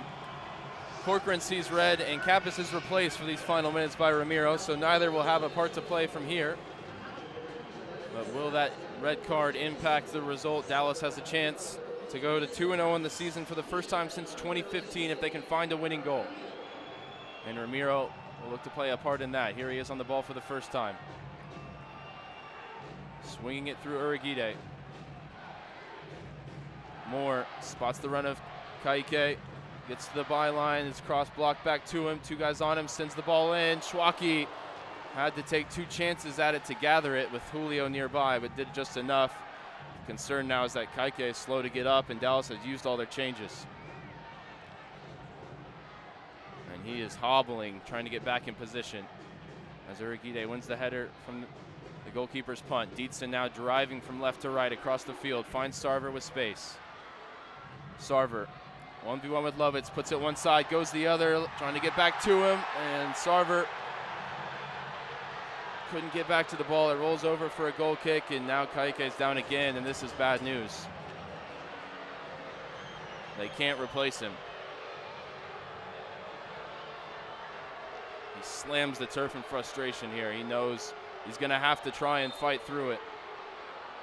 Well, Sam Sarver did the old kick the ball around one side and run around the other, and Lovitz just ran him off the ball. And I don't think anybody's going to go back and take a look at it, but by the time Lovitz did run him off the ball, the ball was not in playing distance, and that should be the marker there for the referee what he's looking at. Here's the last roll of the dice for BJ Callahan, or maybe here's BJ Callahan trying to lock down the hatches and secure a point on the road, down to 10 men. Mukhtar's replaced by Qasim. Bear is in the game to replace Nahar. And Espinosa, the final player to be withdrawn. Well, when you take off Mukhtar, Nahar, and Espinosa, I think that screams lock it down, get the tie. Jordan Knight, the reserve right back, is on as the final change. So it may well turn into attack against defense for 3 minutes plus stoppage time here. Looks like Nashville shift to 3 center backs, or at the very least, they've got a center back out of right back and a right back out of right wing. Schwacke taking his time, waved on, encouraged to take it. I'm about to tell you a very discouraging stat about Anderson Julio. Number of touches, if I told you the over-under was 2.5, what would you take? I think I'd take the under. See if he can make an impact here. Musa on the turn in the middle of the field. Musa tripped up, and that's an easy call there against Alex Muil. And Musa now slow to get up. Kaike seems to be moving okay, and the Moose is back to his feet. And with Ramiro replacing Kappas, you've lost even more height out there for these set-piece opportunities. We're going to crunch the numbers for you on the FC Dallas agenda this week. The starting lineup average height against the finishing lineup average height. It's really just Uriguide, Ibiaga, and Musa to aim at now. I don't know, man. Sam Sarver's got something in there. Valiente lifts into the box. Uriguide nods it across, and that's just a weak foul called against him. Wheels beaten there and went down, got the foul to kill the opportunity. You said it, Will's a veteran. And Musa frustrated with Schwacke taking his time, goes and puts the ball right on the spot. Schwacke moves it 2 yards to the right. We're a minute away from finding out how much more time Dallas will have to try and chase the result here. Schwacke long, Uriguide wins the header. Sarver sets it for Valiente. There's a scrap for the loose ball now. Ramiro nods it away. Those two are going to be tough to tell apart on the field this season. Both got dark hair, both about the same size. I need one of them to wear some hot pink cleats or something. Good work there from the substitute. Passius just back heels it off Uriguide out for a Nashville throw. And they're happy to watch the clock tick down now. Passius, Shaq Moore duels it away from him. Sarver can't find a way past Lovitz. Here's Qasim. First chance for him to make an impact. No way past Ramiro. Ramiro looking for an avenue to get this clear. Goes back for Uriguide. His clearance blocked out, but it's behind for a goal kick. Fourth official readying the board. The fate of this game in his hands at the moment. Ramiro. Time on the ball in the Dallas half. 6 minutes added on. Plenty of time as Ramiro puts this over the top for the run of Valiente. Knotted infield for Anderson Julio. Oh, stings the palms of a diving Schwacke. Corner kick coming. On his third touch was one of Dallas's best tonight as he took that ball from Valiente, put it on his right foot at 22 yards and forced a good save from the Nashville #1. Crowd to its feet. Joaquin Valiente across to take the corner. On his Dallas debut. In swinger, into the 6-yard box, headed up into the air, not cleared. Passius gets it a little further clear, still inside the 18. Yazbek out to Sarver. No way past the defender for Kaike. It's sent well clear, and Kolodi will retrieve it. Played 1 of the 6 added on. Here's Valiente in the Dallas half, across to Ramiro. Everybody back defensively for Nashville. Ramiro to Kaike, didn't spot and wheel, who stepped in the passing lane, and Dallas has to get back now. Prevent a counter. It's Knight. Sends it across the field for Lovitz. Both wingbacks on the same side for Dallas in the aftermath of the set piece. Here's Qasim to the byline. Uragide defending. Qasim can't hold off Osaze. He stabs it out for a throw. Although the Nashville player will be perfectly content with that. No, all that started on a really poor pass from Ramiro.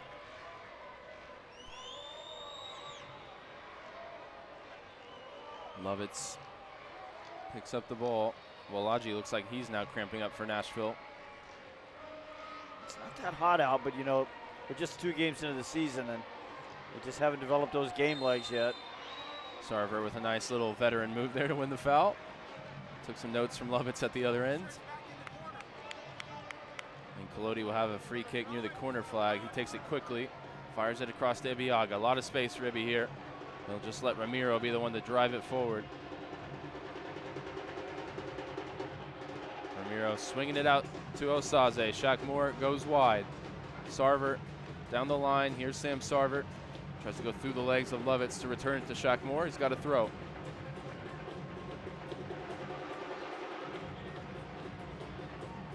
Moore looking for options. Goes back for Ramiro. Kaike, first touch to Valiente, back to the Brazilian. Switching ball out to Dietzen. Nice first touch, squares up his defender, couple of step overs, corner the 18. Dietzen back to his right. Fires it off the defender, looking to go through the legs, I think. As there's a Nashville player down inside the 18, meaning there's no offside if Dallas switches on and realizes now the ref's going to come back and check on the Nashville player. She's not obligated to do if it's not a head injury. This was, I don't know if there's any contact there. Well, Walegi's back to his feet, and for me, that's poor refereeing. He's just killed the Dallas attack and allowed time to tick off the clock. Now, he may well add that time back, but Walegi didn't receive treatment, wasn't contacted. No reason to stop the game there. And Moose is having a word with him. Is there a winner in this for Dallas? Ramiro going direct, looking for Musa. Schwaki out off his line with a comfortable catch. Just about 2 minutes and change to play.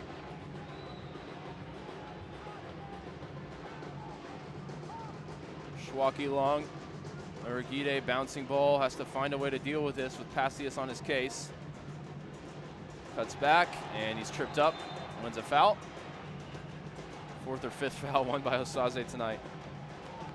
Yeah, he hasn't been quite as good in the second half, but got the job done right there.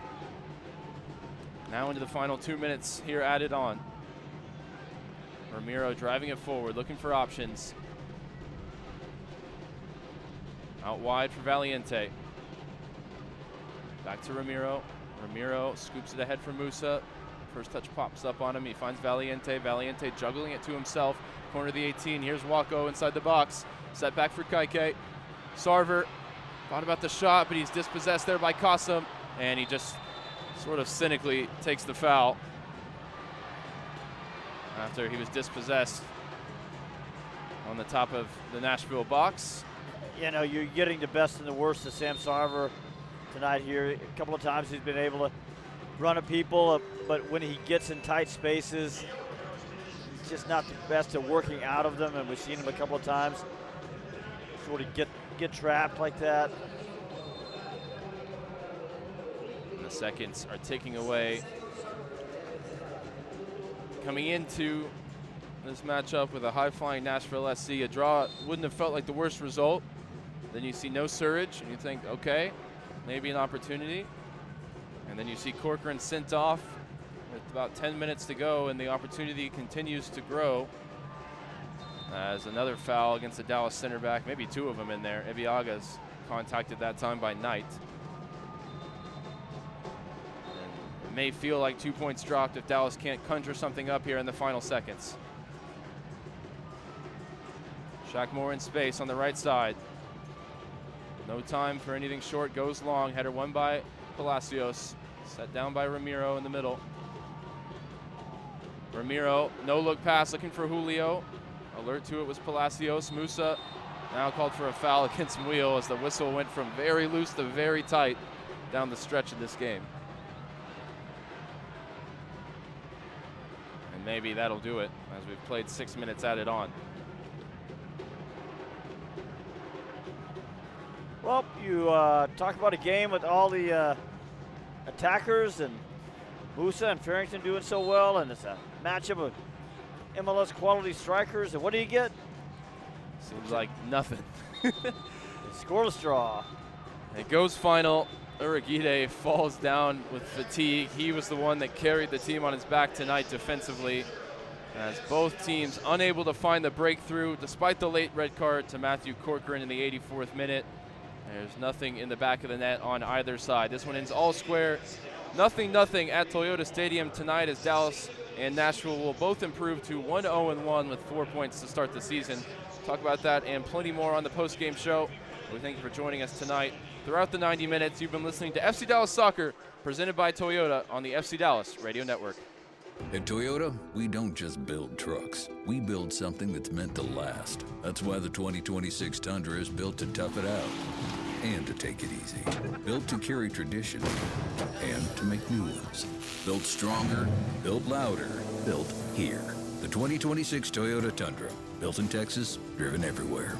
Test drive at your local Toyota dealer or visit Toyota.com today. Toyota, let's go places. Feature availability differs based on trim. See Toyota.com for details. UT Southwestern Medical Center in Dallas, Texas, where discoveries change lives. The spark of collaboration that fuels bold thinking in our labs. The spark of inspiration that motivates greatness in the next generation. And the spark of innovation that pushes the boundaries of today's care. At UT Southwestern, teamwork and talent combine to fuel discovery, education, and healing. UT Southwestern. The future of medicine sparks here. Want to hear something incredible?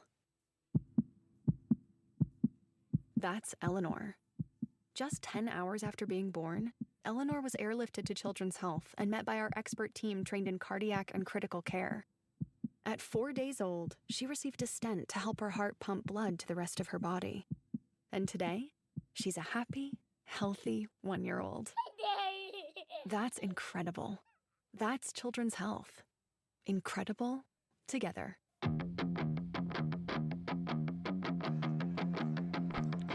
After 90-plus minutes, it's a scoreless draw in Frisco as FC Dallas and Nashville SC are knotted up at 0-0 tonight as Dallas gets a point for the second time in this young MLS season. Hello, everybody. It is the FC Dallas postgame show brought to you tonight by your local Toyota dealer, Toyota. Let's go places. Also brought to you by UMB Bank. See how UMB can help you achieve your business goals. I'm your host, Sam Hale. I'll be joined in just a moment by the voices of tonight's contest, Ryan Figert and Steve Davis. This is normally where I'd bring you our post-game highlights, but there are no highlights because there were no goals. So let's go ahead and take you to the post-game stats. Those are brought to you this evening by UMB Bank. The boys in gold won the possession battle 53-47. 10 shots for Dallas to just 7 for Nashville, 2 of those on target to just 1 for the visitors. 4 corners for Dallas, 3 for Nashville. You also had 2 saves for Brian Schwecke, 1 for Michael Collodi. Neither goalie had a lot to do this evening. The foul numbers rose tremendously. 15 fouls for Nashville, 10 for Dallas, 3 yellow cards for the Burn, 2 yellow cards, and a red card as Matthew Corcoran goes off right about 10 minutes before the game ends, giving Dallas a man advantage for the last about 15 minutes of play when you factor in extra time. But alas, a winner was not found by either side on this one. Let's bring in our team for this one. It's Ryan Figert, it's Steve Davis, and Ryan, we'll start with you and work our way down the table here. If you had offered us last week, sitting here in postgame, a draw against a Nashville team that had just taken New England to the woodshed. I think you would have taken it. I still think you take it tonight, but, man, the feelings are multiple and layered on this one, I think. Yeah, I think this one felt like an early season game to me, but it felt like a game where Dallas had the answers defensively, which is a good adjustment from what we saw last week when Dallas was able to run at Toronto and score goals for fun, but they were open at the back against the team we all acknowledged was far from, a playoff level team in Toronto FC. This week, granted, no Sam Surridge, but you still matched up against Hani Mukhtar, against Christian Espinosa, and against Madrigal, who looked amazing in his MLS debut last week. And there's a quality in that Nashville attack for sure. And you managed to shut them out pretty much entirely, keeping them to .64 XG on the night. Couple of chances in that second half for Espinosa maybe he'd like to have back, but overall you'd say Dallas edged the chances slightly, didn't create nearly enough for a home game, and particularly a game when you end with the man advantage. So there's things to work on, but I think I feel pretty good about where Dallas was at defensively against a high-powered Nashville attack. The thing is, as I sit here and look at Dallas with 10 shots, 2 on target, at home, that looks like a lot like some of the games last year through the first half of the season where we said that's just not good enough offensively, and they do need more. But I think where I'm leaning on this one is sort of going back to what Ryan was saying, was that I think they came in to be very defensive, or at least to be solid defensively against 5 really good attackers, 4 because Surridge didn't play. So I don't feel so bad about that. I also think Nashville is very good. I think they're going to challenge for trophies this year, and I think they're really well organized. They made it hard on Dallas, and so would it be better if they're creating more threat against goal and they don't have just 2 shots really to speak of that really gave Shiwaki some problems? Yeah, of course it would. But I think it's a credible tie, even at home. Oh, I absolutely agree. And, it's kind of one of those hopscotch where you can see a good amount of good and a decent amount of bad on each side. But I think if you just kind of look, especially in the context of what's to come, because you've got 3 really tough games. Nashville was the first. LAFC and San Diego are still to come. And you always want to win at home. And, Steve, we've said it before. You win your home games, draw everywhere else, it'll work out. But I think this is a game that if you look nationally, and I think even within our little soccer universe, I'm not sure what the odds were on Dallas winning it. So to come away with a point, even with Surridge out, even with everything you want to say, I think it's still going to be a victory, even though I'm sure Quill will not be pleased with everything he saw tonight. Yeah, it's not a victory that way, but there were games last year at this time when we were walking away with a lot of questions. What are they? How is the Costa fitting in? What is the team's best look? Who's the best personnel? Whereas this one was just, I think, a matter of a couple of guys weren't on top of their game, and it's a very good team that you play against. So you walk away from this one saying, not having a lot of answers, but maybe not asking a lot of questions either, I guess. Yeah, that's the best way to put it. Interesting way to put it for sure. I think I was interested in going from last week, Musa and Farrington look dominant, they look untouchable. And this week they struggled a little bit to connect. They had a couple of moments where you saw the spark between them, but I think Logan in particular was far from his best today, and we saw him kind of struggling with an injury in the first half. I wonder, if he was carrying something or if he aggravated something or, what's going on for him. He didn't, have his best game by any means. And then Musa, he only dropped in a couple of times. I wonder if that was something that Eric Quill, wanted him to stay a little bit higher this week. I can only think of one time, really, where he dropped in and hit that switching ball out to Johansson. So he just didn't really find ways to get involved. Now, is that entirely on him? No. I don't think Delgado did a good job of linking the attack to him. Valiente showed a little bit in the second half when he came in. I think showed, a nice technical floor for sure in terms of his sharpness with the ball, finding one-touch passes, but didn't find enough space to create the ideas and create the opportunities for Musa. In the end, maybe Musa feels he should have come away with the winner. He probably had the best chance. He had probably the best shot on target as well in the first half. But that's him holding himself to a high standard. I don't think the team created enough for him today. Against the ball, we can talk. I think there's a lot more positives. With the ball, maybe they just didn't find the strikers early and often enough. And credit to Nashville, and particularly their midfield and cutting off those passing lanes. Corcoran, before the red card, I think had a pretty good game. Got caught with a young player moment there at the end, and that's when he'll learn from. And I'm sure he'll be disappointed in his return to Dallas to get sent off. Ultimately, it doesn't affect the result, but he showed some good things. Yazbek and Tagza, tireless runners either side of him. So they managed to shut off the avenues to Musa, and obviously this team goes as far as Musa can take them, and tonight they couldn't find Musa enough for him to make the impact. Yeah, it's not going to be a game that Musa or Farrington are running to the phone right now to tell their friends about, But I will say this, because Nashville defended very narrow from the front, they were challenging FC Dallas to move the ball around the wings. Now, they're playing with wing backs. They're playing with 5 in the back, so they're really not getting those wing backs up very high. So now you've got Musa and Farrington just sort of stranded up there.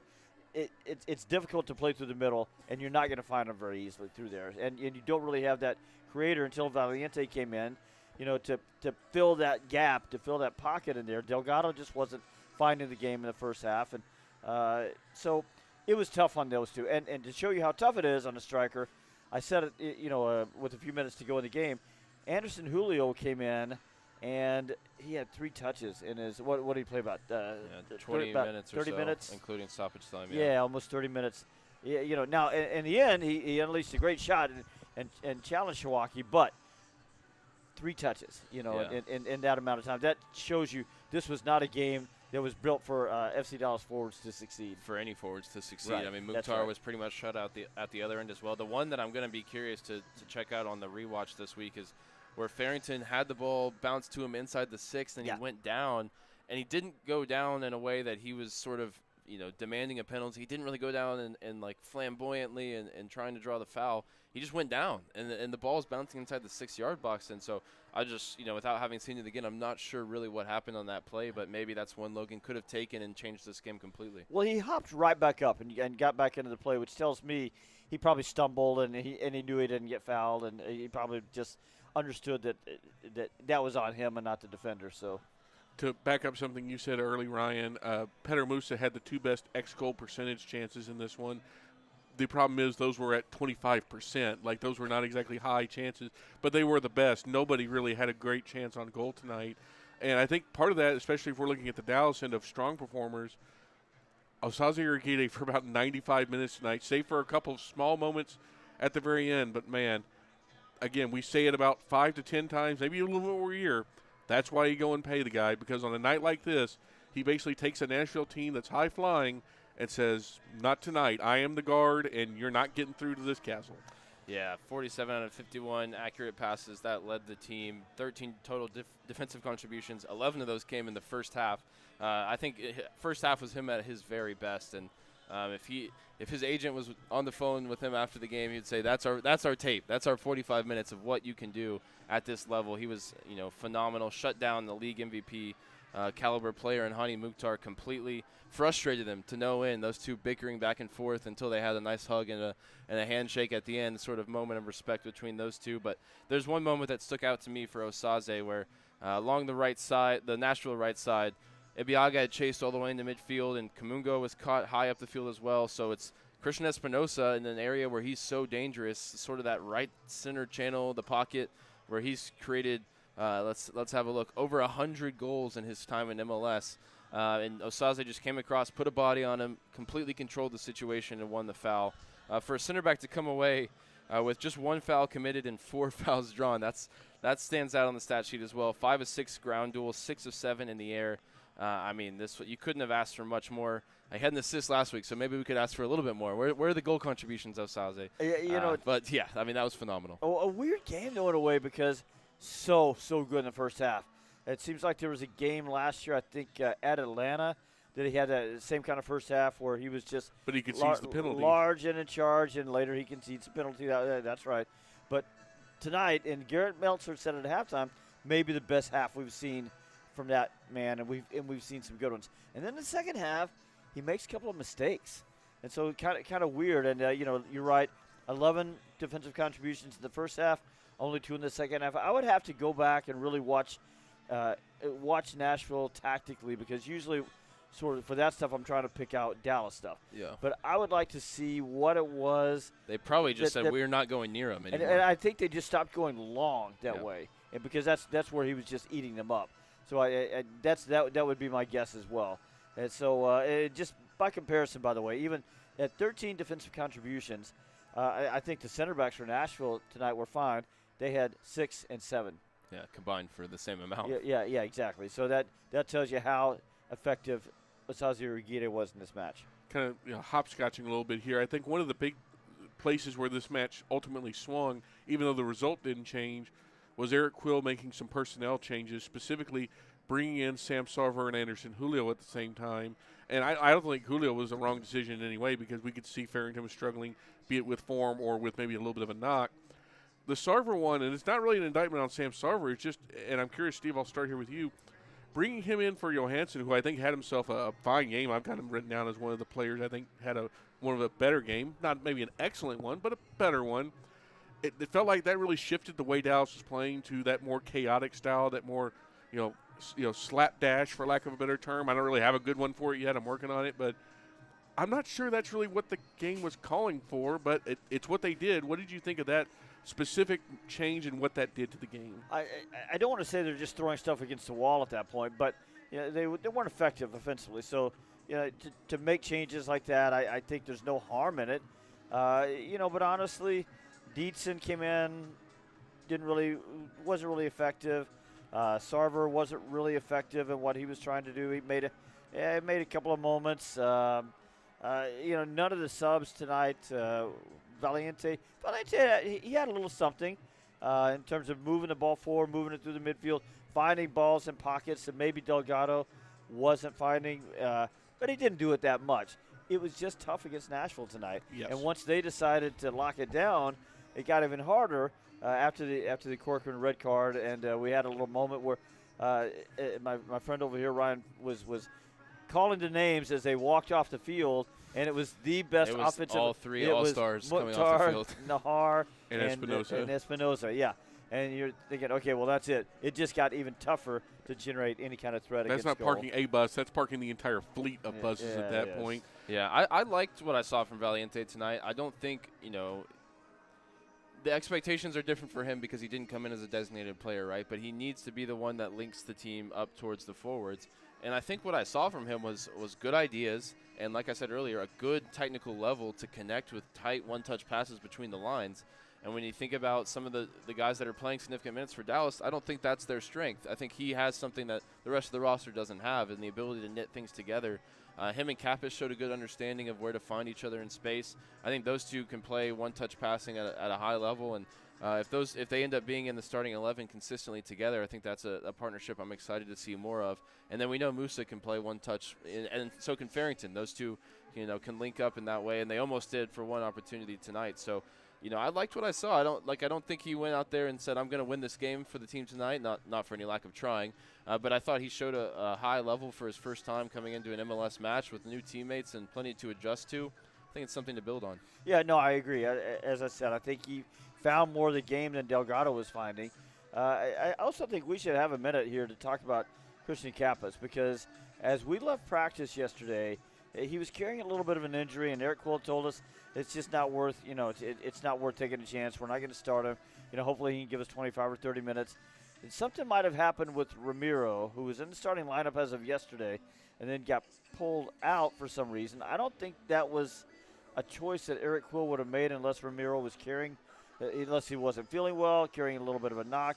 But I think Christian Kappas, he clearly got tired, right? And that injury was probably weighing on him a little bit. But I thought he was really good in the first half, in terms of just making sure that Nashville sets little traps for you, making sure he never got caught in one of those traps, moving the ball forward.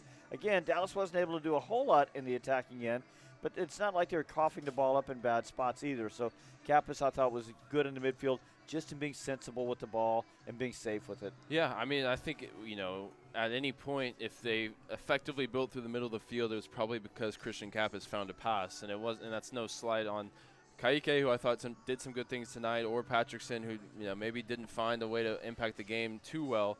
But for me, Kappas is the glue of this team, particularly in the middle of the field. He's going to be in the lineup, and the question is going to be, how are they going to set up the midfield when Valiente is ready to start? Because we saw towards the end of this game, they went to a true sort of 3-5-2, two holding midfielders and a true number 10. And I think that suits Kappas' game to play in that sort of left number 6 position where he can hit the diagonal balls. We know he hits well. He can link from the back line into Valiente, into Musa.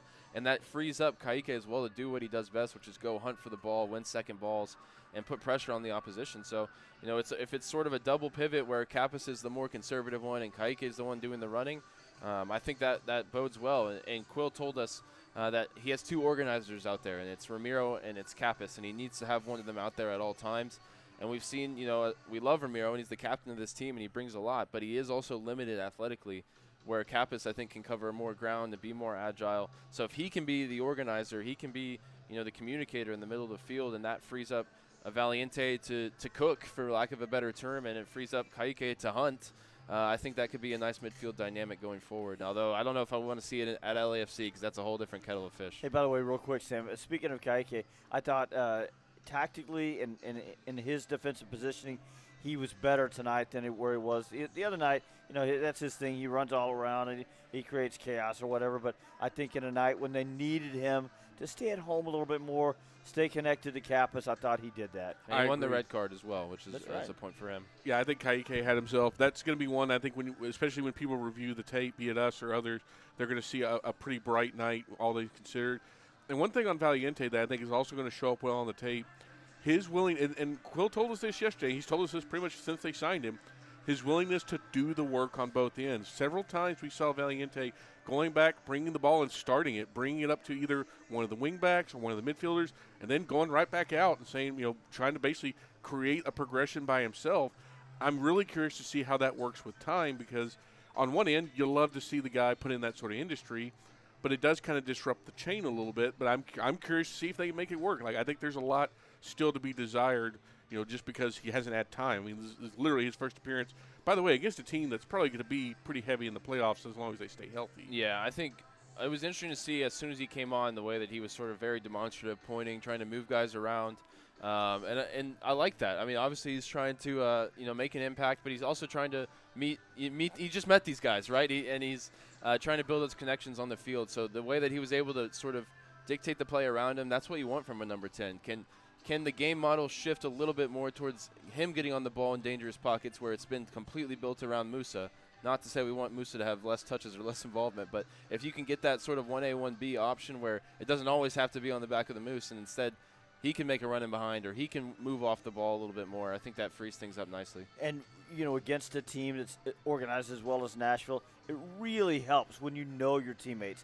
When when I get the ball in this situation, I'm not even going to have to look over my shoulder. I know where Logan Farrington's going to be, or I know what run Musa likes, or I know, that I can play that ball out into Herman Johansson, who we haven't talked about yet. I thought he had a pretty solid match. Agreed.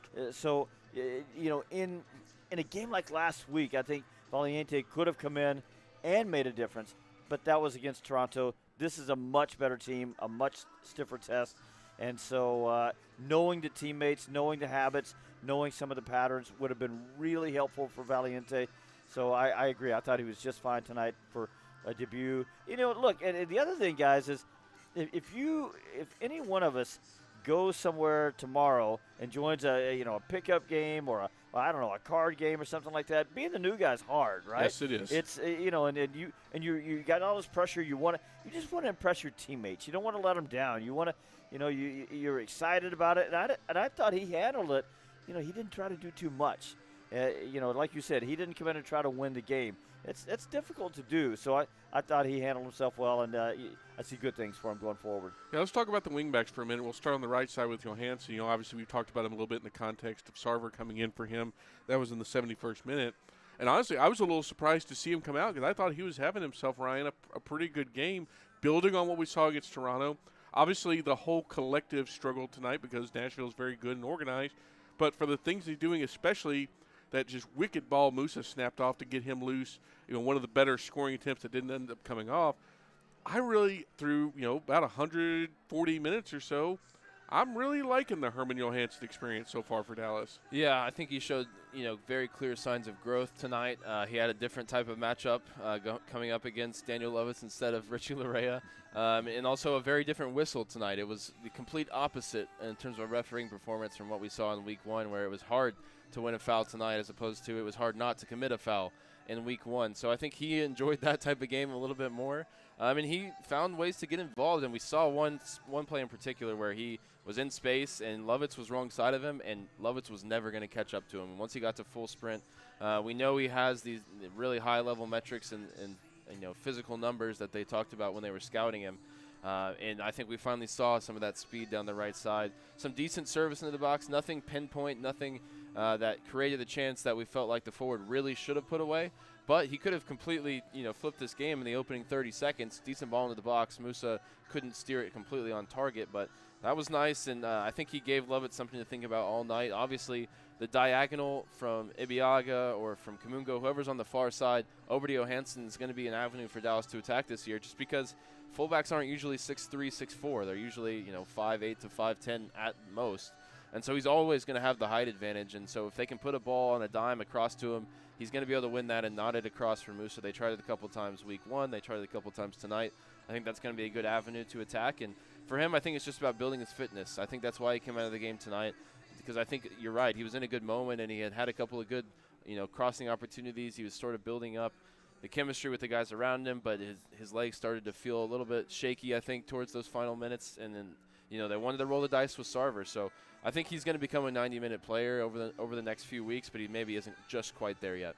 Yeah, I agree. I think the thing's starting to – I'm watching him the last couple of games, and what I'm starting to be impressed by is his feel for the game, his feel for what the moment needs. Like, if you play a ball to him, he takes a quick look.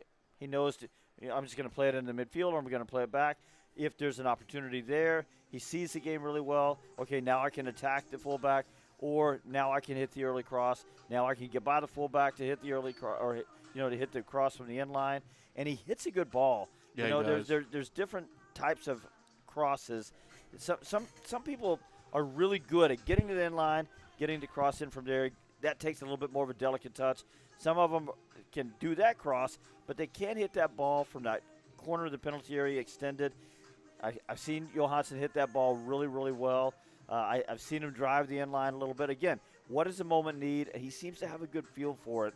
And I think, again, good things coming forward for him, too, as he also gets to know his teammates more. I picked it out. You just talked about it 3 minutes into the game when he looks up, he sees Peter Musa making that near post run, whips it into him, doesn't hesitate, and Musa doesn't do anything with it, can't connect with it solidly, but immediately Musa throws his thumb up in the air and says, that's exactly what I want. So now they're starting to get on the same page. Yeah, totally different test for him next week. Denny Bouanga on the left side, but we'll talk about that on the agenda this week. Yeah, I'm excited to see that. That's going to be one of those matchups to watch.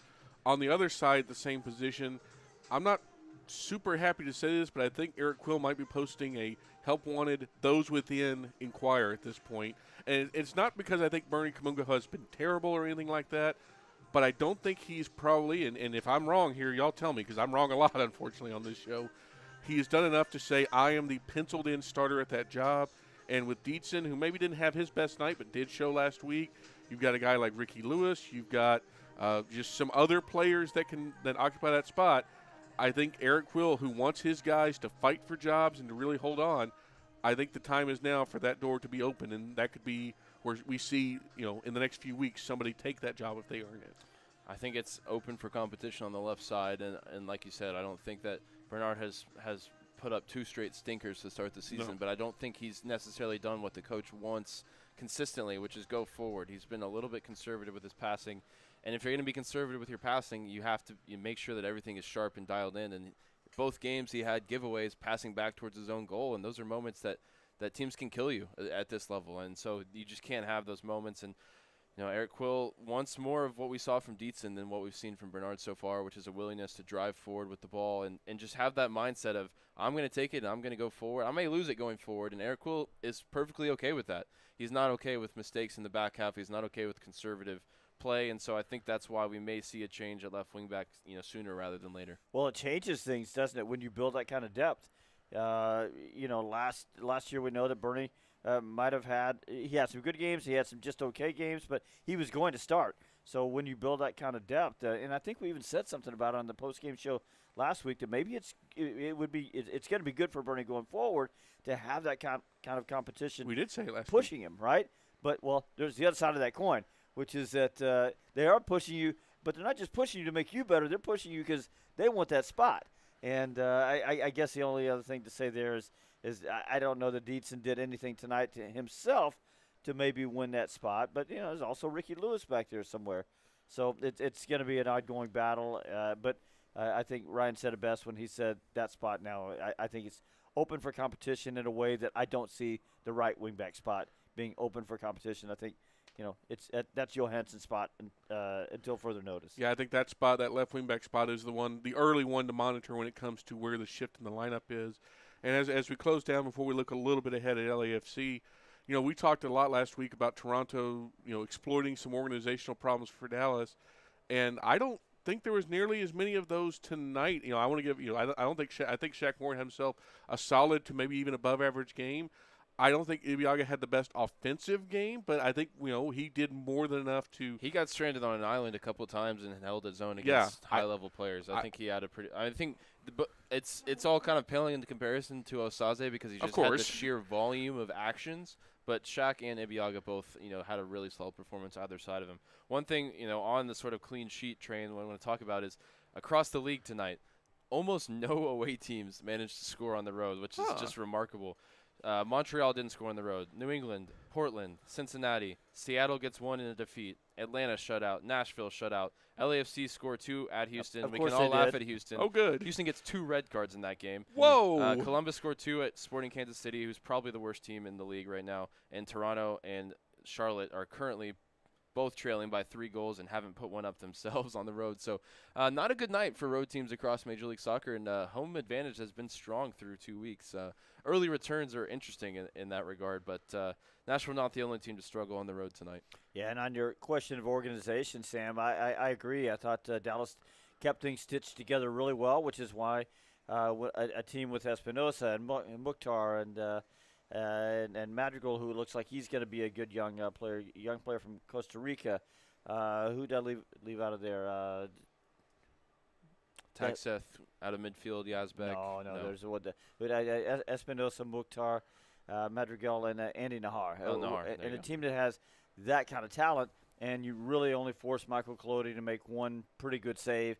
I think you kept things stitched together pretty well. I think they got a little loose after about the 75th minute when they were going for it, and Mukhtar runs the transition so well. So I thought they got a little loose, and that's when you talked about Espinosa popping up with a couple of shots. But even those shots were from pretty difficult angles. So I thought they defended. They played against the ball pretty well tonight.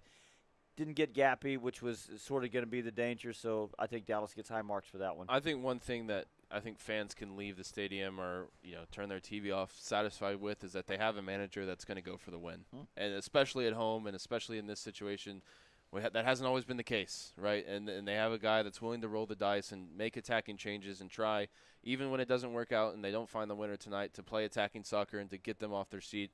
I think they can rest easy tonight knowing that it's going to be fun this season, even though tonight ends in a 0-0 draw.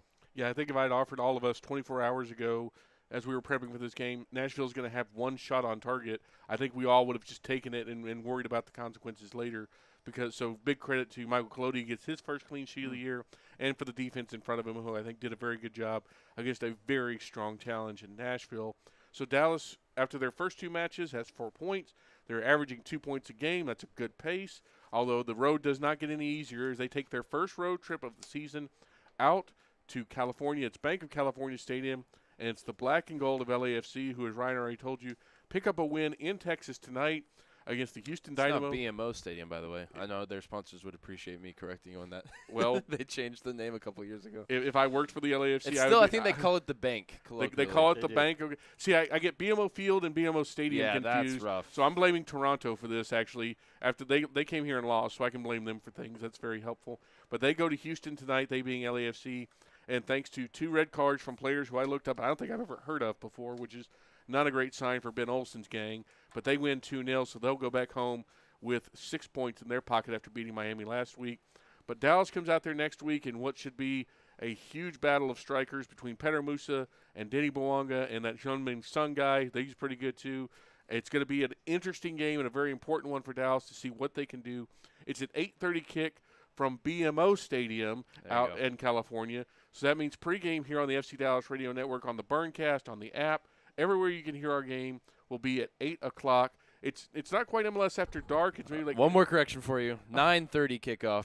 What? 9:30 kickoff, 9 o'clock start for the pregame show. Okay, 9:30. I guess I was wish casting there. Yeah, I was too. 9:30. Extra coffee it is. Yeah, okay, so it is officially MLS After Dark, everybody. 9:30 kickoff, 9 o'clock on the FC Dallas Radio Network. We will get you full coverage of that one no matter what happens. It should be a fun one. But tonight, Dallas goes honors even with Nashville 0-0. Dallas remains undefeated through 2 games here in the MLS campaign. For Ryan Figert, for Steve Davis, I have been Sam Hale. You've been listening to FC Dallas Soccer, presented by Toyota, here on the FC Dallas Radio Network. The preceding broadcast has been a presentation of the FC Dallas Radio Network. Want to hear something incredible? That's Eleanor. Just 10 hours after being born, Eleanor was airlifted to Children's Health and met by our expert team trained in cardiac and critical care. At 4 days old, she received a stent to help her heart pump blood to the rest of her body. And today, she's a happy, healthy 1-year-old.